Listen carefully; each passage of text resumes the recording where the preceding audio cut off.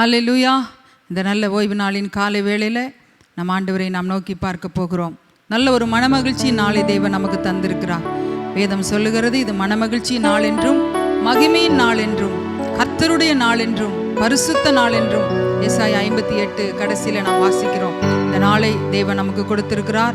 இந்த நாளுக்குரிய ஆசீர்வாதங்களோடு கூட தேவன் நம் மத்தியில் அசைவாடி கொண்டிருக்கிறார். ஆமேன். இந்த நாளிலே நாமும் அந்த ஆசீர்வாதங்களை பெற்றுக்கொள்ள நாம் ஆயத்தத்தோடு காத்திருப்போம். கண்களை மூடி நம் ஆண்டவரை நாம் நோக்கி பார்க்கலாம். பரிசுத்தமுள்ள நல்ல தகப்பனே, இந்த நல்ல ஓய்வு நாளின் காலை வேளைக்காய் நன்றி செலுத்துகிறோம் சுவாமி.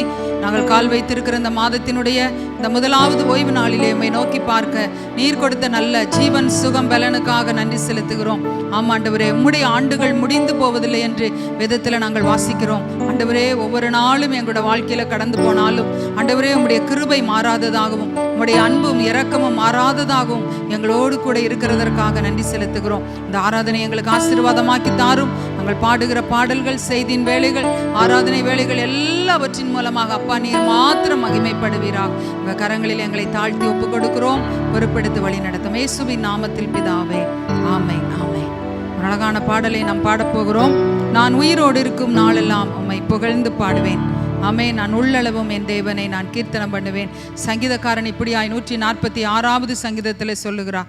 அழகா இந்த பாடலில் ஒரு வரி சொல்லப்படுகிறது, என் வாழ்நாளெல்லாம் உம்மை புகழ்ந்து பாடுவேன், என் கடைசி மூச்சிலும் நீர் நல்லவர் என்று நான் சொல்லுவேன் ஆண்டவரே என்று. ஆமேன். ரொம்ப அழகான ஒரு பாடல், நம்ம எல்லாருக்கும் தெரிந்த பாடல். நம்ம ஒருமனப்பட்டு சேர்ந்து சந்தோஷமாய் கரங்களை தட்டி பாடி தேவனை நாம் மகிமைப்படுத்துவோம். ஆமேன். கர்த்தர் நல்லவர்.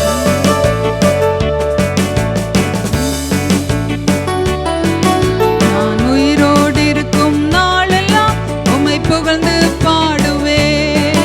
நான் உள்ளளவும் என் தேவனே உம்மை கீர்த்தனம் பண்ணுவேன். நான் உயிரோடு இருக்கும் நாளெல்லாம் உம்மை புகழ்ந்து பாடுவேன். நான் உள்ளளவும் என் தேவனே உம்மை கீர்த்தனம் பண்ணுவேன். எனக்காய் மரித்த என் தேவன் நீரே, உந்தன் அன்பை விட்டு விலகி நான் எங்கே போவேன்? எந்தன் வாழ்நாளெல்லாம் உம்மை புகழ்ந்து பாடுவேன். கடைசி மூச்சிலும் சொல்வேன் இயேசு நல்லவர் என்று.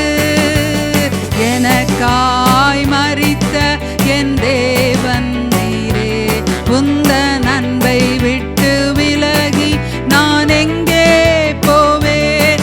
எந்தன் வாழ்நாளெல்லாம் உம்மை புகழ்ந்து பாடுவேன். கடைசி மூச்சிலும் சொல்வேன் இயேசு நல்லவர் என்று. நல்லவர் நீர், மிகவும் நல்லவர் நீர். நல்லவர் நீர், நன்மை செய்பவர் நீர். சென்று சொல்லுவோம், நல்லவர் நீர், மிகவும் நல்லவர் நீர். நல்லவர் நீர், நன்மை செய்பவர் நீர். என்னை வாழ வைக்க ஒப்பு கொடுத்தீர் உம்மையே, வாதிக்க கொடுத்தீரே திருவுடலை எனக்காய். என்னை வாழ வைக்க ஒப்பு கொடுத்தீர் உம்மையே, வாதிக்க கொடுத்தீரே திருவுடலை எனக்காய். அன்பு பெரியதே, உந்தன் அன்பு பெரியதே.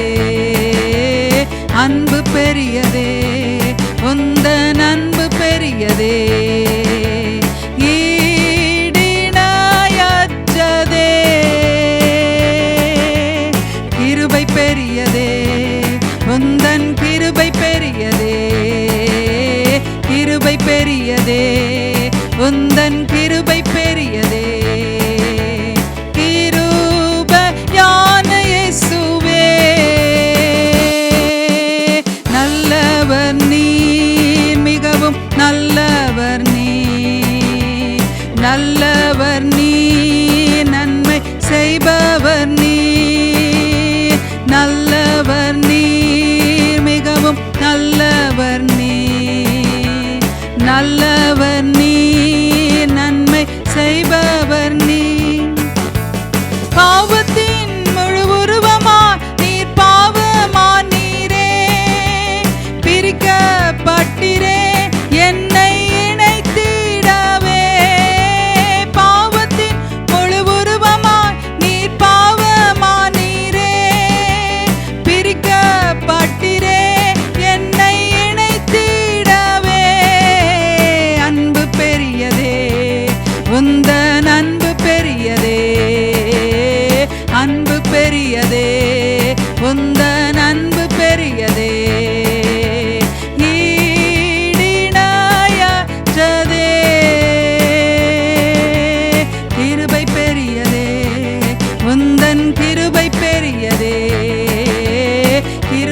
பெரியதே, உந்தன் கிருபை பெரியதே.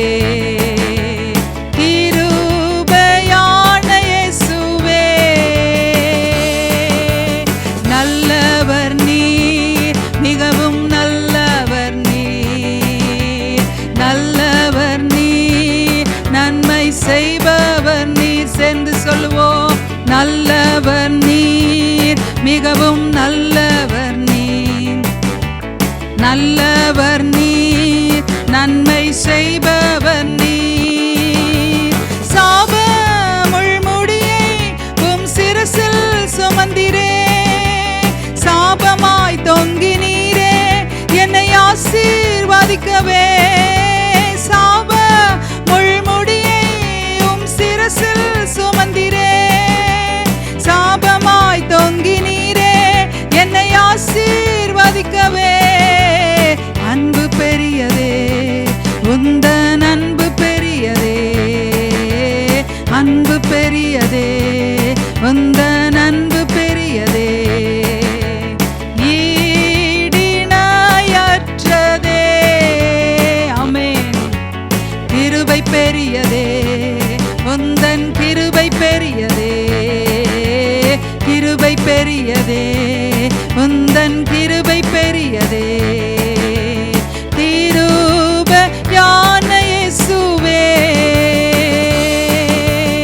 நல்லவர் நீர், மிகவும் நல்லவர் நீர். நல்லவர் நீர், நன்மை செய்பவர் நீர். நல்லவர் நீர், மிகவும் நல்லவர் நீர். நல்லவர் நீர், நன்மை செய்பவர் நீர். எந்த அனைத்து தீமையும் உம்மேல் வந்ததால், உந்தன் அனைத்து நன்மையும் என் மேல் வந்ததே. எந்த அனைத்து தீமையும் உம்மேல் வந்ததால், உந்தன் அனைத்து நன்மையும் என் மேல் வந்ததே. அன்பு பெரியதே, உந்தன் அன்பு பெரியதே, அன்பு பெரியதே, உந்தன் அன்பு பெரியதே. ஈடிணையற்றதே, கிருபை பெரியதே, உந்தன் கிருபை பெரியதே, கிருபை பெரியதே, உந்தன் கிருபை பெரியதே. கிருபையான இயேசுவே, நல்லவர் நீர், மிகவும் நல்லவர் நீர். நல்லவர் நீர், நன்மை செய்பவர் நீர். நல்லவர் நீர், மிகவும் நல்லவர் நீர். நல்லவர் நீர், நன்மை செய்பவர் நீர். நான் உயிரோடு இருக்கும் நாளெல்லாம் உம்மை புகழ்ந்து பாடுவேன். நான் உள்ளளவும் என் தேவனே உம்மை கீர்த்தனம் பண்ணுவேன்.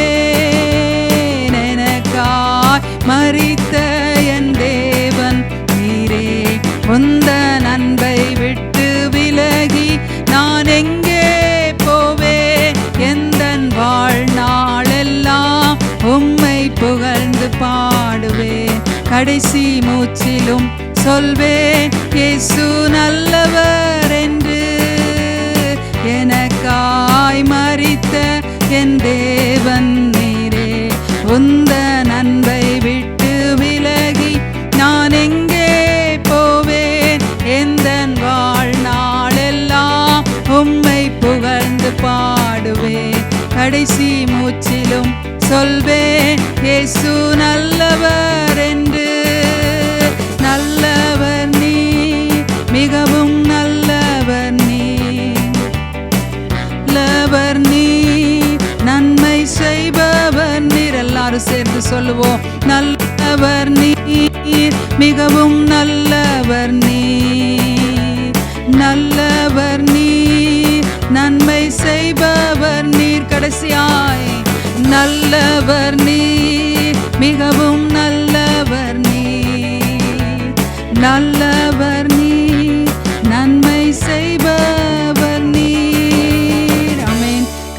தட்டி ஆண்டவருக்கு நாம் மகிமை செலுத்துவோம். அவர் நன்மையை மாத்திரமே நமக்கு செய்கிறவர். ஆமேன், ஆமேன், ஆமேன். அடுத்த பாடலாக என் மீது அன்பு கூர்ந்து பலியானீர் சிலுவையிலே நாம் பாடினோம். என்னுடைய தீமை அனைத்தையும் நீர் ஏற்றுக்கொண்டு உடைய நன்மையெல்லாம் எனக்கு கொடுத்துட்டீங்க. எவ்வளவு நல்ல ஒரு அர்த்தமுள்ள வார்த்தை பாருங்க. இந்த நாளில் கூட ஆண்டவருடைய சிலுவையை நினைத்து அவர் நம்மை உலக தோற்றத்துக்கு முன்பதாகவே தெரிந்து தாயின் கருவில் பிரித்தெடுத்தாரே. நன்றியோடு இந்த நேரத்தில் நம் ஆண்டவரை நாம் ஆராதித்து பாடி இந்த பாடலை நாம் ஆண்டவருடைய நாம மகிமைக்காய் நாம் பாடுவோம். என் மீது அன்பு கூர்ந்து. ஆமென். என் மீது அன்பு கூர்ந்து பலியானீர் சிலுவையிலே, எனக்காய் இரத்தம் சிந்தி கழுவினீர் குற்றம் நீங்க. என் மீது அன்பு கூர்ந்து பலியானீர் சிலுவையிலே,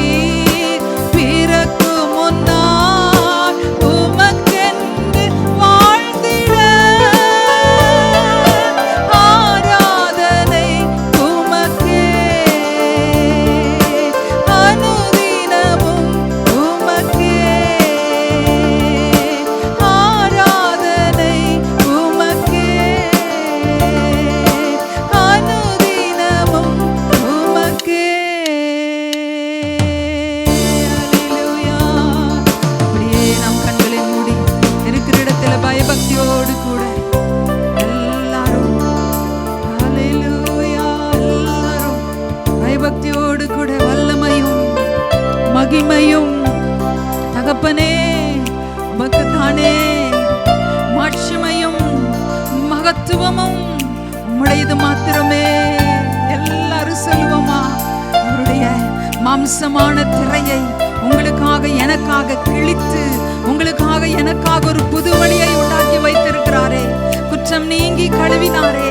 இன்றைக்கு கரைபடாத மகனாய் கரைபடாத மகளாய் தமக்கு முன் நிறுத்திக் கொள்ளுவதற்கு என்னின் மேல் அன்பு கூர்ந்து நம்மை காய் சிலுவைக்கு போனாரே. நம்முடைய தீமை அத்தனையும் அவர் ஏற்றுக்கொண்டாரே, அவருடைய அத்தனை நன்மையும் நமக்கு தந்தாரே. எவ்வளவு பெரிய பாக்கியம், எவ்வளவு பெரிய சாக்கியம். நன்றியோடு கூட எல்லாரும் 2 கரங்களை உயர்த்தி சொல்லுவோமா? எல்லாரும் யாரும் அமைதியா இருக்க வேண்டாம். அப்பாவை நாம் மகிமைப்படுத்த போகிறோம். உமக்கு மாத்திரமே ஆண்டவரே, உமக்கு மாத்திரமே, உமக்கு மாத்திரமே. அல்லேலூயா. வல்லமையும்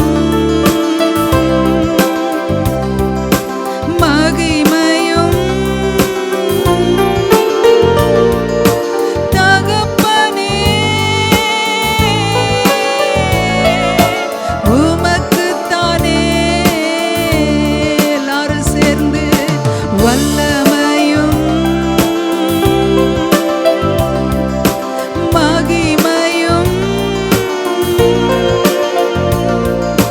தகப்பனே உமக்குத்தானே. என் பலனே, என் கோட்டையே, ஆராதனை உமக்கே. எத்தனை பேர் சொல்ல முடியும்? என் பலனே, என் கோட்டையே, ஆராதனை உமக்கே. மறைவிடமே, என் உறைவிடமே, ஆராதனை உமக்கே. மறைவிடமே, என் உறைவிடமே, ஆராதனை உமக்கே. கரங்களை உயர்த்தி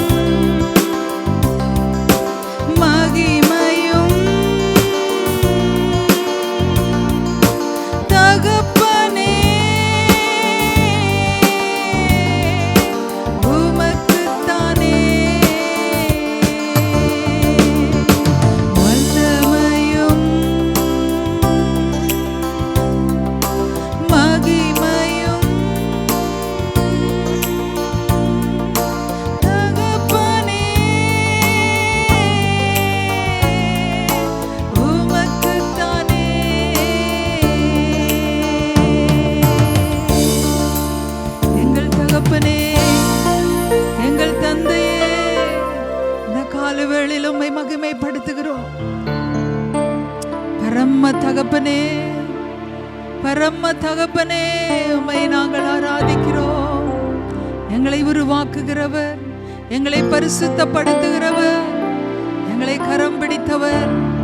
ஆமென், ஹல்லேலூயா. நீங்க தான் எங்க துணைப்பா, நீங்க மாத்திரம் எங்களுக்கு போதும்பா. எத்தனை பேர் சொல்ல முடியும்? ஆண்டவரை பார்த்து சொல்லுங்க, நீங்க எனக்கு போதும் ஆண்டவரே, உங்க பிரசன்னம் எனக்கு போதும், உங்க பிரசன்னம் எனக்கு போதும் ஆண்டவரே. ஹல்லேலூயா. நன்றி ஆவியானவரே, நன்றி ஆவியானவரே. எங்களை உருவாக்குகிற பிரசன்னம், எங்களை உடைக்கிற பிரசன்னம், எங்களை சந்தோஷிப்பிக்கிற பிரசன்னம், உமக்கே மகிமை மகிமை மகிமை மகிமை மகிமை மகிமை. ஹல்லேலூயா, ஹல்லேலூயா, ஹல்லேலூயா.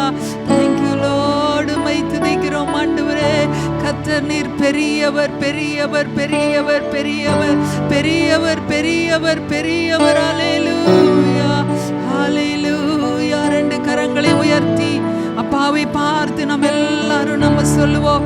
ரெண்டு கரங்களை உயர்த்தி ஆண்டவரை பார்த்து சொல்லுங்க, நீர் மாத்திரம் போதும், நீர் மாத்திரம் போதும்,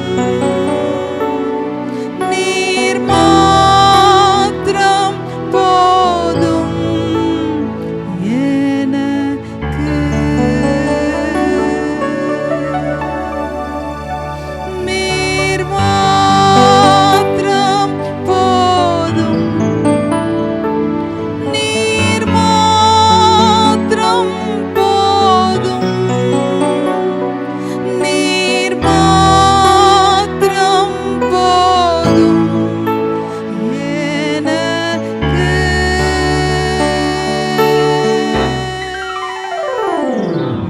நீர் மாத்திரம் போதும், நீர் மாத்திரம் போதும், நீர் மாத்திரம் போதும் எனக்கு.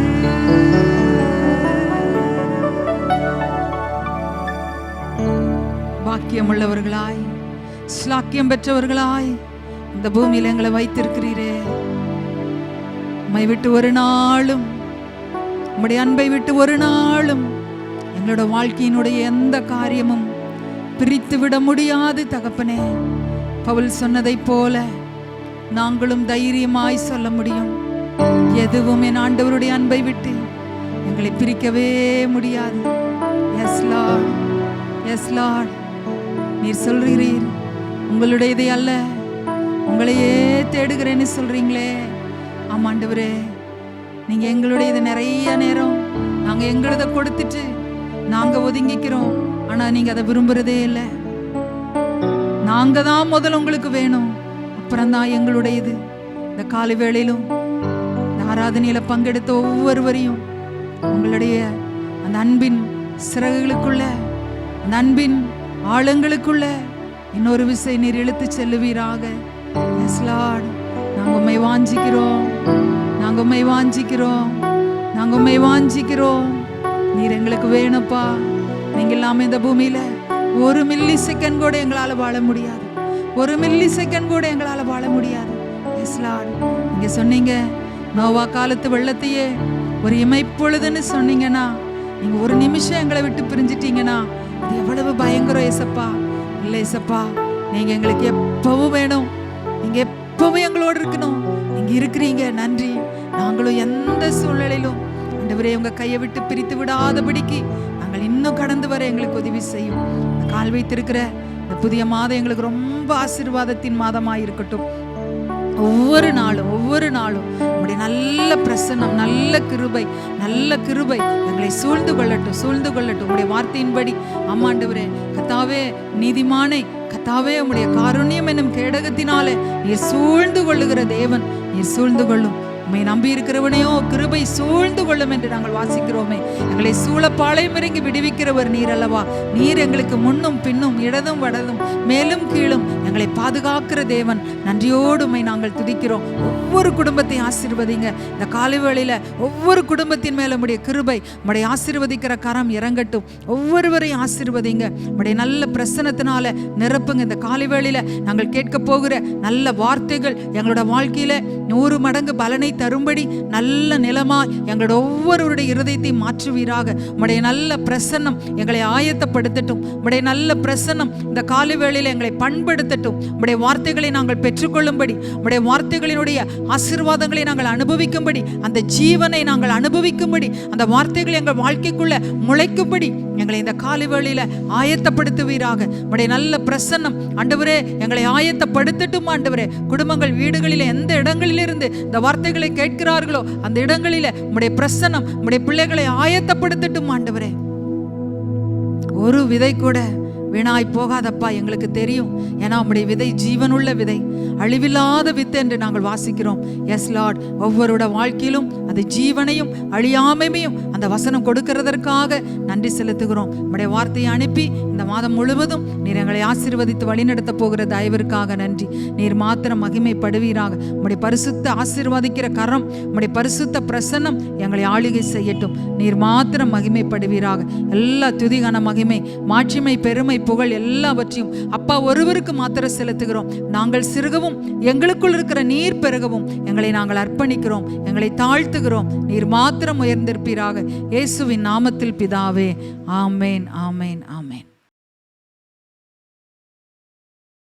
ஆண்டவராகிய இயேசு கிறிஸ்துவின் இனிய நாமத்தினாலே இந்த காலவெளியிலே உங்களை நான் வாழ்த்துகிறேன். இந்த முதலாவது ஓய்வு நாளிலே உங்களை சந்திக்கும்படியாய் ஆண்டவர் கொடுத்த நல்ல கிருபைகளுக்காக நான் ஆண்டவருக்கு நான் மகிமை செலுத்துகிறேன். கடந்த மாதம் முழுவதும் நம்முடைய தேவன் தம்முடைய பிள்ளைகளாகிய நமக்கு நல்லவராகவே இருந்தார். இந்த புதிய மாதத்திலும் நம்மை வழிநடத்துவதற்கு அவர் வல்லவராகவே இருக்கிறார். ஒவ்வொரு நாளும் நமக்கு தேவன் ஒரு பெரிய திட்டத்தை தேவன் வைத்திருக்கிறார். அந்த திட்டத்தை நம்முடைய வாழ்க்கையில் செயல்படுத்துவதற்கு ஆண்டவர் நல்லவராகவே இருக்கிறார். ஹல்லேலூயா. கர்த்தர் உங்களை ஆசீர்வதிப்பாராக. நீங்கள் யாவரும் சுகமாக இருப்பீர்கள் என்று சொல்லி நான் விசுவாசிக்கிறேன். கர்த்தர் தாமே இந்த மாதம் முழுவதும் உங்களை வழிநடத்துவார். உங்களை சந்தோஷமாய், சமாதானமாய், சுகபலத்தோடு கூட உங்களை பாதுகாத்துக் கொள்வதற்கு ஒரு பெரிய தேவன் உங்களோடு கூட இருக்கிறார் என்பதை நான் விசுவாசிக்கிறபடினாலே உங்கள் மீது இருக்கிற என்னுடைய கவலைகள் எல்லாம் எனக்கு அற்றுப்போகிறது. கர்த்தர் உங்களை மிகவும் அருமையாய் வழிநடத்தி வருவார் என்று சொல்லி நான் விசுவாசிக்கிறேன். கர்த்தருடைய பரிசுத்த நாமத்திற்கு மகிமை உண்டாகட்டும். கர்த்தர் நல்லவராகவே இருக்கிறார். கடந்த வாரத்தில் உங்களிடத்தில் 4 கேள்விகளை கேட்டிருந்தேன். அதில் ஒரு சிலர் மாத்திரமே எனக்கு பதில்களை அனுப்பியிருந்தீர்கள். உங்களை யாவருக்கும் நான் நன்றி சொல்கிறேன். கர்த்தருடைய ஊழியக்காரனுடைய வார்த்தைகளுக்கு செவி கொடுக்கிற, கீழ்ப்படுகிற ஒவ்வொருவருடைய வாழ்க்கையிலும் கர்த்தர் உண்மையாகவே ஒரு பெரிய நன்மையை தேவன் வைத்திருக்கிறார். அந்த நன்மைகளுக்கு நீங்கள் சுதந்திரவாளிகளாக இருக்கிறீர்கள் என்று சொல்லி நான் விசுவாசிக்கிறேன். கர்த்தர் உங்களை ஆசீர்வதிப்பாராக. அதை எதற்காக கேட்டீர்கள் என்று ஒரு சில என்னிடத்தில் கேட்டு எழுதி அனுப்பியிருந்தார்கள். நான் உங்களுக்காக நான் தொடர்ந்து நான் ஜெபிக்கிறேன். உங்களுடைய ஆவிக்குரிய வாழ்க்கையில் ஒரு மிகப்பெரிய ஒரு விடுதலையை பெற்றுக்கொள்ள உங்களுக்காக ஜெபிப்பதற்கும் அதற்குரிய ஆலோசனைகளை உங்களுக்கு கொடுப்பதற்குமே அந்த கேள்வியை நான் கேட்டிருந்தேன். வரக்கூடிய நாட்களிலே நான் உங்களோடு கூட பேசி உங்களுக்கு சில ஆலோசனைகளை கொடுக்கவும், உங்களுக்காக அதிகமாக இந்த நாட்களிலே ஜெபிக்கவும் நான் ஆயத்தமாக இருக்கிறேன். கர்த்தர் இந்த கிருபைகளை தேவனுக்கு தருவார் என்று சொல்லி நான் விசுவாசிக்கிறேன். தொடர்ந்து ஒருவேளை இதுவரைக்கும் நீங்கள் எழுதாதிருப்பீர்களானால் நீங்கள் தயவுசெய்து நீங்கள் எழுதி அனுப்பும்படியாக உங்களை அன்பை கேட்கிறேன். உங்களுக்காக நாங்கள் தொடர்ந்து நாங்கள் ஜெபிப்போம். உங்களை நாங்கள் ஒவ்வொரு நாளும் நாங்கள் நினைத்து உங்களுக்காக நாங்கள் ஜெபிப்போம். கர்த்தர் பெரிய காரியங்களை உடைய வாழ்க்கையிலே தேவன் செய்வாராக. ஆமென். ஹல்லேலூயா. நாம் தேவனுடைய வார்த்தைக்குள்ளாக நம்ம கடந்து போகிறோம். நியாயாதிபதிகளின் புஸ்தகம் 6வது அதிகாரம் 11, 12, 13 ஆகிய வசனங்களை நாம் எடுத்துக்கொள்ளப் போகிறோம். நியாயாதிபதிகளின் புஸ்தகம் 6வது அதிகாரம் 11, 12, 13 ஆகிய வசனங்களை உங்களுக்காக நான் வாசிக்கிறேன். அதற்கு பின்பு கர்த்தருடைய தூதனானவர் வந்து அபியேசிரனான யோவாசின் ஊராகிய ஓப்ராவில் இருக்கும் ஒரு கருவாலி மரத்தின் கீழ் உட்கார்ந்தார். அப்பொழுது அவனுடைய குமாரன் கிதியோன் கோதுமையை மீதியானியரின் கைக்கு தப்புவிக்கிறதற்காக ஆலைக்கு சமீபமாய் அதை போரடித்தான். கர்த்தருடைய தூதனானவர் அவனுக்கு தரிசனமாகி, பராக்கிரமசாலியே, கர்த்தர் உன்னோடு இருக்கிறார் என்றார். அப்பொழுது கிதியோன் அவரை நோக்கி, என் ஆண்டவரே, கர்த்தர் எங்களோட இருந்தால் இவையெல்லாம் எங்களுக்கு நேரிடுவானேன்? கர்த்தர் எங்களை எகிப்திலிருந்து கொண்டு வரவில்லையா என்று எங்கள் பிதாக்கள் எங்களுக்கு விவரித்து சொன்ன அவருடைய அற்புதங்கள் எல்லாம் எங்கே? இப்பொழுது கர்த்தர் எங்களை கைவிட்டு மீதியானியர் கையில் எங்களை ஒப்புக் கொடுத்தாரே என்றார். ஆமேன், ஹல்லேலூயா. பக்கத்தில் இருக்கிறவர்களை பார்த்து சொல்லுங்கள், பராக்கிரமசாலியே கர்த்தர் உன்னோடு கூட இருக்கிறார். சொல்லுங்கள் பார்க்கலாம். உங்கள் வீட்டுக்காரரை பார்த்து சொல்லுங்கள், உங்கள் மனைவியை பார்த்து சொல்லுங்கள், உங்கள் பிள்ளைகளை பார்த்து சொல்லுங்கள், பராக்கிரமசாலியே கர்த்தர் உங்களோடு கூட இருக்கிறார். ஒருவேளை உங்களை பார்த்து இந்த வார்த்தை இன்னொருவர் சொன்னபோது நீங்கள் சிரித்திருப்பீர்கள் என்று சொல்லி நான் நினைக்கிறேன். நீங்கள் நினச்சிருக்கலாம், நான் பராக்கிரமசாலியா அப்படின்னு சொல்லி நீங்கள் நினச்சிருக்கலாம். என்னோடு கூட கர்த்தர் இருக்கிறாரா அப்படின்னு சொல்லி ஒருவேளை நீங்கள் நினைத்து நீங்கள் சிரித்திருக்கலாம். அப்படி ஒருவேளை கர்த்தர் என்னோடு கூட இருக்கிறாரா, நான் பராக்கிரமசாலியா என்று நீங்கள் நினைத்து நீங்கள் சிரித்திருப்பீர்கள் என்று சொன்னால், இதுதான் உங்களுடைய வாழ்க்கையினுடைய அநேக தோல்விகளுக்கு காரணமாக இருக்கிறது என்று இந்த காலவெளியிலே சொல்லும்படியாய் விரும்புகிறேன். இதுதான் அநேக பிரச்சனையிலிருந்து இன்னும் நீங்கள் விடுதலை பெறாதபடிக்கு நீங்கள் இன்னும் வாழ்ந்து கொண்டே இருப்பதற்கு இதுதான் காரணம். இதுதான் காரணமாக இருக்கிறது.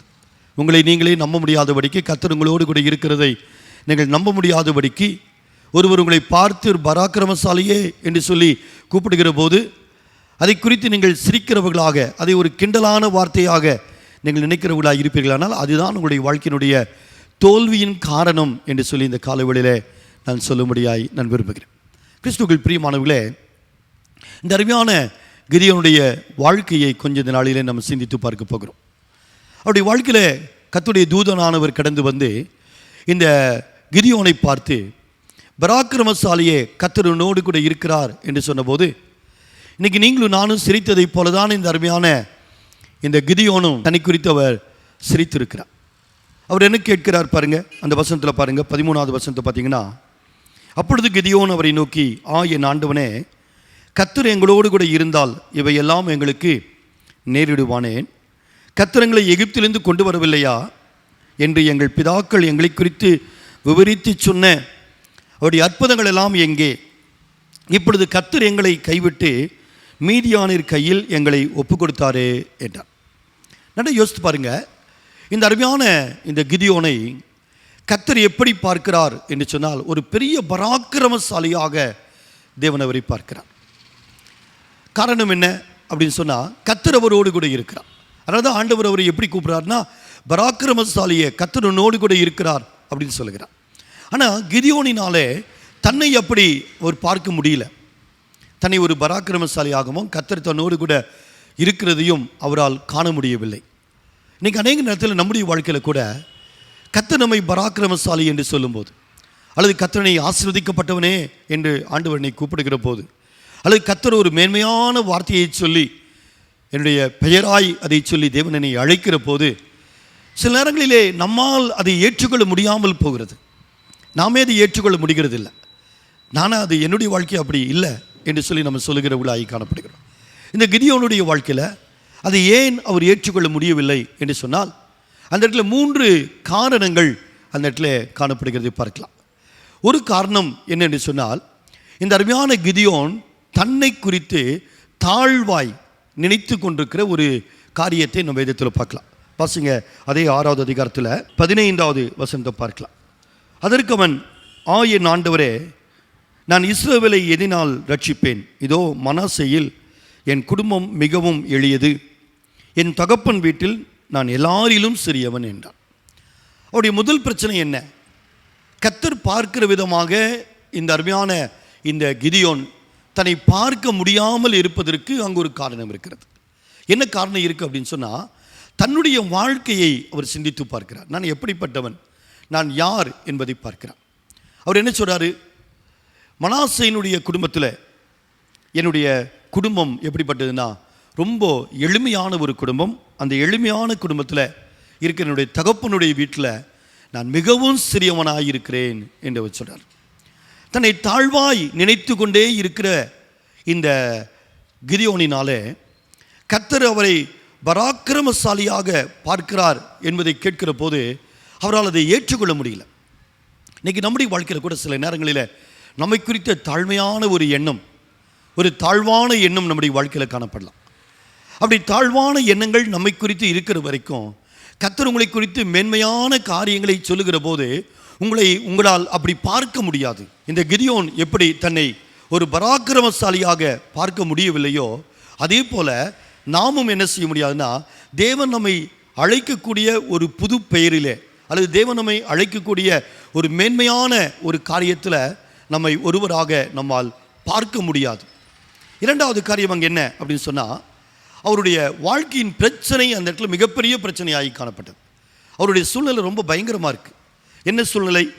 அதே 6வது அதிகாரத்தில் பார்த்தீங்கன்னா 3, 4, 5 வசனங்களை நீங்கள் எடுத்து வாசிக்கிற போது, இஸ்ரவேலர் விதைத்திருக்கும் போது மீதியானியரும் அமலேக்கியரும் கிழக்கத்திய புத்திரும் அவர்களுக்கு விரோதமாய் எழுப்பி வந்து அவர்களுக்கு எதிரே பாளையம் இறங்கி காசாவின் எல்லை மட்டும் நிலத்தின் விளைச்சலை கெடுத்து இஸ்ரவேலிலே ஆகாரத்தையாகிலும் ஆடு மாடுகள் கழுதைகளையாகிலும் வைக்காதே போவார்கள். அவர்கள் தங்கள் மிருகஜீவன்களோடும் தங்கள் கூடாரங்களோடும் வெட்டுக்கிளிகளைப் போல துரளாய் வருவார்கள். அவர்களும் அவர்கள் ஒட்டகங்களும் எண்ணி முடியாததாயிருக்கும். இந்த பிரகாரமாக தேசத்தை கெடுத்துவிட அதிலே வருவார்கள். அங்கே ஒரு மிகப்பெரிய பிரச்சனைக்குள்ளே இந்த அருமையான இந்த கிதியோன் காணப்படுகிறார். அங்கே இருக்கிற அந்த மீதியானியர்கள் என்ன செய்வாங்கன்னா, வெட்டுக்கிளிகளைப் போல திரளாய் வருவார்கள். எப்பொழுது? நல்ல அறுவடையின் காலத்தில் வருவார்கள். நல்லா கஷ்டப்பட்டு வேலை செஞ்சு வயலிலே வேலை செஞ்சு அந்த பயிர்களை காப்பாற்றி அறுவடைக்கு ஆயத்தமாக இருக்கிற நேரத்தில் அந்த மீதியானியர்கள் என்ன செய்வாங்கன்னா, வெட்டுக்கிளிகளைப் போல அவர்கள் கடந்து வந்து அவருடைய தேசத்தை கெடுத்து இந்த தானியங்களெல்லாம் கொள்ளை கொண்டு போய் அங்கே இருக்கிற மிருகஜீவன்களெல்லாம் கொள்ளை கொண்டு போகிற ஒரு காரியம் பல வருடங்களாக ஒவ்வொரு அறுவடை காலத்திலும் அவருடைய வாழ்க்கையில் நடக்கிறதா இருக்கிறது. அப்படி வாழ்க்கையினுடைய பிரச்சனை மிகப்பெரிய பிரச்சனையாய் இருந்தபடினால கர்த்தர் அவரை பராக்கிரமசாலியே என்று கூப்பிட்ட போது அவரால் அதை ஏற்றுக்கொள்ள முடியல. இன்றைக்கி நம்முடைய வாழ்க்கையில் கூட உடைய பிரச்சனை பெருசாக இருக்கிறத உங்கள் கண்கள் காணுமானால் அந்த பிரச்சனைக்கு நடுவில் கர்த்தர் உங்களை பார்த்து ஆசீர்வதிக்கப்பட்டவரே அப்படின்னு கூப்பிட்டா, அல்லது நல்ல ஒரு பெயரை சொல்லி உங்களை வந்து உடைய எப்சிவா என்று பியூலா என்று உன் தேசம் வாழ்க்கைப்பட்ட ஒரு தேசம், நீ ஆசீர்வதிக்கப்பட்டவன், நீ பராக்கிரமசாலி என்று ஆண்டவர் சொல்லுகிற போது நம்மால் அதை ஏற்றுக்கொள்ள முடியல. ஏனென்று சொன்னால் நம்முடைய பிரச்சனை மிகப்பெரிய பிரச்சனையாக இருக்கிறது. நம்முடைய கண்கள் நம்முடைய பிரச்சனைகளை மிகப்பெரிய பிரச்சனையாகி பார்த்து கொண்டிருக்கிறது. நம்முடைய பிரச்சனையை நம்ம அதிகமாய் பார்த்து கொண்டிருக்கிற வரைக்கும் தேவன் நம்மை எப்படி பார்க்கிறாரோ அப்படி நம்மால் என்ன செய்ய முடியாதுன்னா நம்மை பார்க்க முடியாது. இது இரண்டாவது மிகப்பெரிய பிரச்சனை. மூன்றாவது பிரச்சனை என்ன அப்படின்னா, அவர் கேட்கிறார் 13வது வசனத்தில் பார்க்குறாரு. அவர் கேட்குறாரு, என் ஆண்டவனே, கர்த்தர் எங்களோடு கூட இருந்தால் இவைகளெல்லாம் எங்களுக்கு ஏன் நடக்கிறது? தேவனுடைய அற்புதங்கள் எல்லாம் எங்கே போச்சு அப்படின்னு சொன்னார். கர்த்தர் தன்னோடு கூட இருக்கிறதை அவரால் காண முடியவில்லை. கர்த்தர் தன்னோடு கூட இருக்கிறதை காண முடியாததினால கர்த்தர் அவரை பராக்கிரமசாலி என்று அழைக்கிற போது அதை அவரால் ஏற்றுக்கொள்ள முடியலை. தேவன் பார்க்கிறதை போல தன்னை அவரால் பார்க்க முடியல. இன்றைக்கி நம்முடைய வாழ்க்கையில் நம்ம அப்படி தான். கர்த்தர் நம்ம கூட இருக்கிறத நம்மளால் பார்க்க முடியலன்னு சொன்னால் தேவன் உங்களை எப்படி பார்க்கிறாரோ அப்படி உங்களால் பார்க்க முடியாது. கர்த்தர் உங்களோடு கூட இருக்கிறதை உங்களால் கவனிக்க முடியல அப்படின்னு சொன்னால் உடைய வாழ்க்கையில் கர்த்தர் உங்களை மேன்மையான பெயரை சொல்லி கூப்பிடுகிற போது அல்லது மேன்மையான ஒரு மனிதன் என்று சொல்லி கர்த்தர் உங்களை அழைக்கிற போது அதை உங்களால் ஏற்றுக்கொள்ள முடியாமல் கடந்து போயிடும். இந்த 3 காரணங்கள் நம்முடைய வாழ்க்கையில் மாற வேண்டும். இந்த 3 காரணங்கள் நம்முடைய வாழ்க்கையில் மாறுகிற போது கர்த்தர் நம்மை பார்க்கிற விதமாக நம்மால் பார்க்க முடியும். அது மாத்திரமல்ல, அநேக சிறையிருப்புகளிலிருந்து நம்ம உடனடியான விடுதலைகளை நம்ம பெற்றுக்கொள்ள முடியும். கர்த்தர் நமக்கு வைத்திருக்கிற ஆசீர்வாதமான அந்த எல்லைகளுக்குள்ளாக நம்ம கடந்து போக முடியும். அருமையான இந்த கிதியோனுடைய வாழ்க்கையில் இந்த 3 பிரச்சனைகள் என்ன செய்தது என்று சொன்னால், கர்த்தர் அவரை எப்படி பார்க்கிறாரோ, அதாவது கர்த்தர் அவரை பராக்கிரமசாலியாய் பார்க்கிறார். அந்த விதமாக தன்னை பார்க்க முடியாதபடிக்கு அதை கர்த்தர் சொல்லுகிற போது ஏற்றுக்கொள்ள தடுமாறுகிற ஒரு மனிதனாக அவர் காணப்படுகிறதை பார்க்கலாம். அருமையான கிறிஸ்துவுக்குள் பிரியமானவர்களே, இந்த இடத்துல இந்த அருமையான கிதியோன் இப்பொழுது ஒரு காரியத்தை அவர் செய்கிறார். என்ன காரியத்தை அவர் செய்கிறார்னா, கர்த்தர் தன்னோடு கூட இருக்கிறாரா இல்லையா என்பதை அவர் யோசித்து பார்க்கிறார். அந்த இடத்துல கொஞ்சம் யோசித்து பாருங்க. கர்த்தர் அவரை பராக்கிரமசாலியே என்று தேவன் அழைத்திருக்கிற போது அவர் என்ன செஞ்சிருக்கலாம்னா, உண்மையாக தான் நான் பராக்கிரமசாலியா அப்படின்னு நான் பார்க்கலாமேன்னு சொல்லி ஒரு சுவத்தில் போய் மோதி இருக்கலாம். அந்த சுவத்தில் மோதி அந்த சுவத்தில் மோதின உடனே அந்த சுவர் கீழே விழுந்த உடனே ஆமாம் நான் பராக்கிரமசாலி தான் அப்படின்னு அவர் சொல்லியிருக்கலாம். அல்லது ஒரு மிகப்பெரிய ஒரு பொருளை தூக்கி எடுத்து அவர் சொல்லியிருக்கலாம், உண்மையாகவே நான் ஒரு பலசாலி, நான் பராக்கிரமசாலி என்று அவர் சொல்லியிருக்கலாம். ஆனால் அந்த அருமையான கிதியோன் பாருங்க, அப்படி தன்னுடைய மாம்சத்தை நம்பி அந்த பராக்கிரமசாலியா இல்லையா என்பதை தன்னுடைய வாழ்க்கையிலே பார்ப்பதற்கு பதிலாக அவர் ஒரு காரியத்தை செய்கிறார். என்ன செய்கிறார்னா, கர்த்தர் என்னோடு கூட இருக்கிறாரா இல்லையா என்பதை பார்க்கும்படிக்கு அவர் விரும்புகிறார். அவர் நல்ல தெளிவாக புரிஞ்சிட்டாரு. கர்த்தர் என்னோடு கூட இருக்கிறார் என்று சொன்னால் நான் உண்மையாகவே நான் பராக்கிரமசாலி தான். கர்த்தர் என்னோடு கூட இல்லை என்று சொன்னால் நான் பராக்கிரமசாலியாக இருக்க முடியாது என்பதை புரிந்து கொண்டவர் என்ன செய்கிறார்னா, ஒரு காரியத்தை தேவனுக்கு முன்னால் வைக்கிறார். ஆண்டவர் பார்த்து சொல்கிறார், ஆண்டவரே, நான் ஒரு காரியத்தை செய்கிறேன், நீங்கள் எனக்கு ஒரு நிரூபிக்கணும், நீர் என்னோடு கூட இருக்கிறீரா இல்லையாங்கிறத எனக்கு நீங்கள் நிரூபிக்கிறதுக்கு எனக்கு ஒரு காரியத்தை செய்யணும்னு சொல்லிட்டு இந்த அருமையான கிதியோன் என்ன செய்கிறார்னா, ஒரு ஆட்டு தோலை எடுத்துக்கொண்டு வந்து ஒரு இடத்துல போட்டுவிட்டு ஆண்டவர் சொல்கிறாரு, ஆண்டவரே, இந்த ஆட்டுத்தோலை இந்த இடத்துல நான் போடுகிறேன், இரவில் பனி பெய்கிற போது இந்த ஆட்டுத்தோலிலே மாத்திரம் பனி பெய்திருக்க வேண்டும், மீதி இருக்கிற சுற்றி இருக்கிற இடங்களெல்லாம் அது பனினாலே நனையாதபடிக்கு வறட்சியாக இருக்க வேண்டும். அப்படி அது நடக்கும் என்று சொன்னால் கர்த்தர் என்னோடு கூட இருக்கிறார் என்பதை நான் புரிந்து கொள்வேன், கர்த்தர் என்னோடு கூட இருக்கிறார் என்பதை நான் அறிந்து கொள்வேன் என்று சொன்னால் நான் பராக்கிரமசாலி என்பதையும் நான் புரிந்து கொள்வேன் என்று சொல்லி ஆண்டவரிடத்தில் சொல்லுகிறேன். நடந்த காரியம் என்ன? ஆட்டுத்தோலை கொண்டு வந்து இரவில் ஒரு இடத்துல போட்டு விடுகிறார். காலையில் எழுந்து பார்க்கிறார். எழுந்து பார்க்கிற போது அந்த ஆட்டுத்தோல் மாத்திரம் பனியினாலே நனைந்து அதை பிழிகிற போது தண்ணீர் கொட்டுகிற அளவிற்கு அந்த ஆட்டுத்தோல் ஆனது நனைந்து இருக்கிறது. ஆனால் சுற்றி இருக்கிற இடங்களெல்லாம் அது காய்ந்து வறண்டு இருக்கிறது. இதை பார்க்கிற போது இந்த அருமையான இந்த கிதியோனுக்கு ஒரே சந்தோஷம். கர்த்தர் என்னோடு கூட, உண்மையாகவே கர்த்தர் என்னோடு கூட இருக்கிறார், தேவனுடைய அற்புதம் செய்கிற கரம் என்னோடு கூட இருக்கிறது, தேவனுடைய அற்புதங்கள் இன்றைக்கும் உண்மையாகவே என்னோடு கூட இருக்கிறது என்பதை இந்த அருமையான கிதியோன் புரிந்து கொள்கிறார். இப்பொழுது மறுபடியும் ஒரு காரியத்தை செய்கிறார். ஆண்டவரை பார்த்து சொல்கிறார், ஆண்டவரே, நான் இன்னொரு காரியத்தை செய்கிறேன், தயவுசெய்து கோவித்துக் கொள்ளாதையும் எனக்கு ஒரு காரியத்தை நீங்கள் செய்ய வேண்டும் என்று சொல்லி அவர் மறுபடியும் ஆண்டவர்கிட்ட கேட்குறாரு. இந்த இரவிலும் நான் என்ன செய்ய போகிறேன்னா, ஒரு ஆட்டுத்தோலை கொண்டு வந்து நான் போட போகிறேன். நான் காலையில் எழுந்து நான் பார்க்கிற போது அந்த ஆட்டுத்தோல் அப்படியே வறண்டு இருக்க வேண்டும், காய்ந்து இருக்க வேண்டும். ஆனால் சுற்றி இருக்கிற இடங்கள் எல்லாம் பனினாலே அது நனைந்து ஈரமாக இருக்க வேண்டும். அப்படி நீர் செய்வீர் என்று சொன்னால் நீர் என்னோடு கூட இருக்கிறீர் என்பதை நான் அறிந்து கொள்வேன் ஆண்டவரே என்று சொல்கிறார். அதே போல இரவிலே ஒரு ஆட்டுத்தோலை போட்டு விடுகிறார். காலையில் எழுந்து பார்க்கிறார்.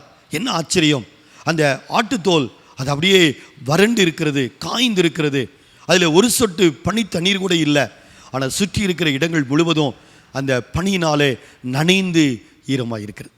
இதை பார்த்த உடனே இந்த அருமையான இந்த கிதியோனுடைய வாழ்க்கையில் நடந்தது என்ன அப்படின்னா, கர்த்தர் தன்னை பராக்கிரமசாலியாக பார்க்கிறதை போல இப்பொழுது இந்த அருமையான கிதியோன் தன்னை பராக்கிரமசாலியாக பார்க்க அவரால் முடிஞ்சது. யோசித்து பாருங்க, கர்த்தர் தன்னோடு கூட இருக்கிறார் என்பதை கண்ட உடனே இந்த அருமையான கிதியோனுடைய மனநிலைமை மாறுகிறது. இந்த அருமையான கிதியோன் இதுவரைக்கும் தன்னை ஒரு பயந்தாங்குழியாக மீதியானியருக்கு பயந்து ஒரு இடத்திலே ஒளிந்து போர் எடுத்துக் கொண்டிருந்த ஒரு மனிதன், தன்னை கோழையாக பார்த்து கொண்டிருந்தான். தன்னை ஒரு பயங்கர ஒரு பரிதாபத்துக்குரிய ஒரு மனிதனாக தன்னை பார்த்து கொண்டே இருந்தார். அநேகருக்கு பயப்படுகிற ஒரு மனிதனாக தன்னை பார்த்து கொண்டே இருந்தார். அதற்கு ஏன் காரணம் என்று சொல்லி 3 காரணங்களை பார்த்தோம். ஆனால் இப்பொழுது அவர் என்ன செய்கிறார், தேவன் தன்னோடு கூட இருக்கிறதை அறிந்து கொண்ட உடனே தன்னை அவர் பார்க்கிற ஒரு பார்வை அவருக்கு மாறுகிறது. இந்த காலவெளியில் அருமையான கிறிஸ்துவுக்குள் பிரியமானவர்களே, நான் உங்களை பார்த்து இந்த காரியத்தை சொல்ல விரும்புகிறேன். உங்களோடு கூட கர்த்தர் இருக்கிறதை நீங்கள் அறிந்து கொள்வீர்களானால் அநேக சூழல்களுக்கு முன்னால் உங்களை நீங்கள் பார்க்கிற அந்த பார்வை முதலாவது மாறும். மற்றவர்களை பார்ப்பதற்கு முன்பதாக நீங்களே அந்த பிரச்சனைக்கு முன்னால், அந்த பயங்கர சூழல்களுக்கு முன்னால் உங்களை ஒரு பராக்கிரமசாலியாக, ஒரு பெரிய ஒரு ஆளாக, ஒரு ஆசீர்வதிக்கப்பட்ட ஒருவராக, ஒரு சுகதேகியாக உங்களை நிச்சயமாய் உங்களால் பார்க்க முடியும். இதை தயவுசெய்து நீங்கள் மறந்துடக்கூடாது. கர்த்தர் உங்களோடு கூட இருக்கிறதை உங்களால் கவனிக்க முடியலன்னு சொன்னால் உடைய பிரச்சனைகளுக்கு முன்னால் உங்களை ஒரு சிறிய ஒரு நபராய் நீங்கள் பார்ப்பீங்க, ஒரு சின்ன ஆளாக நீங்கள் உங்களை பார்ப்பீங்க. கர்த்தர் உங்களோடு கூட இருக்கிறத உங்களால் பார்க்க முடியலன்னா ஒரு வியாதிக்கு முன்னால் நீங்கள் என்ன செய்வீங்கன்னா உங்களை ஒரு நோயாளியாகத்தான் நீங்கள் பார்த்து கொண்டிருப்பீங்க. கர்த்தர் உங்களோடு கூட இருக்கிறதை நீங்கள் பார்க்க முடியலன்னு சொன்னால் ஒரு பயங்கர ஒரு பணப்பிரச்சனைக்கு முன்னால் உங்களை தரித்திரனாய் பார்த்துட்டு இருப்பீங்க. ஒரு பெரிய ஒரு ப்ராஜெக்ட்டுக்கு முன்னால், ஒரு பெரிய காரியத்துக்கு முன்னால் உங்களை ஒரு தரித்திரமுள்ளவர்களாக நீங்கள் உங்களை பார்த்துட்டு இருப்பீங்க. ஒரு சூழ்நிலைக்கு முன்னால் உங்களை கோழையாக உங்களை நீங்கள் நினைத்து கொண்டிருப்பீர்கள். இந்த கிதியோனும் அப்படித்தான் நினச்சிட்டு இருந்தார். ஆனால் கர்த்தர் தன்னோடு கூட இருக்கிறதை அவர் நிரூபித்த பிறகு, கர்த்தர் தன்னோடு கூட இருக்கிறதை அறிந்து கொண்ட பிறகு அவருடைய எண்ணம் மாறுகிறது, அவருடைய பார்வை மாறுகிறது. இப்போ ஒரு மிகப்பெரிய பிரச்சனைக்கு முன்னால் நிற்கிறாரு. ஏற்கனவே இந்த மீதியானியருடைய அந்த பிரச்சனைக்கு முன்னால் தன்னை ஒரு தோல்வியுள்ள ஒரு மனிதனாக, தன்னை ஒரு சிறிய ஒரு மனிதனாக, தன்னை ஒரு தோற்றுப்போன ஒரு மனிதனாக பார்த்து கொண்டிருந்த இந்த அருமையான கிதியோன் இப்பொழுது அதே சூழ்நிலைக்கு முன்னால் தான் நின்று கொண்டிருக்கிறார்.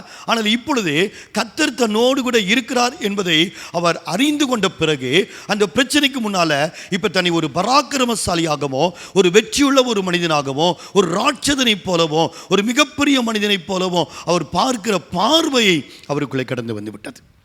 கிறிஸ்துவுக்குள் பிரியமானவர்களே, இதுதான் உங்களுடைய பிரச்சனைக்குள்ளே இருந்து நீங்கள் வெளியே வருவதற்குரிய வழி. இதுதான் உங்களுடைய சூழ்நிலை விட்டு வெளியே வருவதற்கும், உங்களுடைய சூழ்நிலைகளை ஜெயிப்பதற்கும் உங்களுக்கு இருக்கிற ஒரு மிகப்பெரிய ஒரு வழி என்ன அப்படின்னா, உங்களை நீங்கள் ஒரு பராக்கிரமசாலியாகி பார்க்கணும். உங்களை நீங்கள் ஆசீர்வதிக்கப்பட்டவர்களாய் உங்களை நீங்கள் பார்க்க வேண்டும்.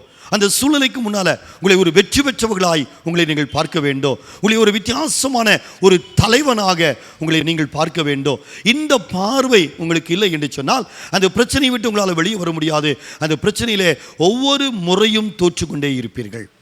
ஆனால் அப்படி நீங்கள் பார்க்க வேண்டும் என்று சொன்னால் உங்களுடைய மாம்சத்தை நம்பியல்ல, உங்களுடைய புயத்தை நம்பியல்ல, உங்களுடைய பணத்தை நம்பியல்ல, உங்களுடைய கல்வியை நம்பியல்ல, உங்களோடு கூட தேவன் இருக்கிறார் என்பதை நீங்கள் கற்றுக்கொள்ள வேண்டும். யாரோடு கூட தேவன் இருக்கிறார் என்பதை கற்றுக்கொள்கிறார்களோ அவர்கள் மாத்திரமே என்ன செய்ய முடியும்னா ஒரு மிகப்பெரிய பிரச்சனைக்கு முன்னால தன்னை ஒரு வெற்றியுள்ள தலைவனாக பார்க்க முடியும்.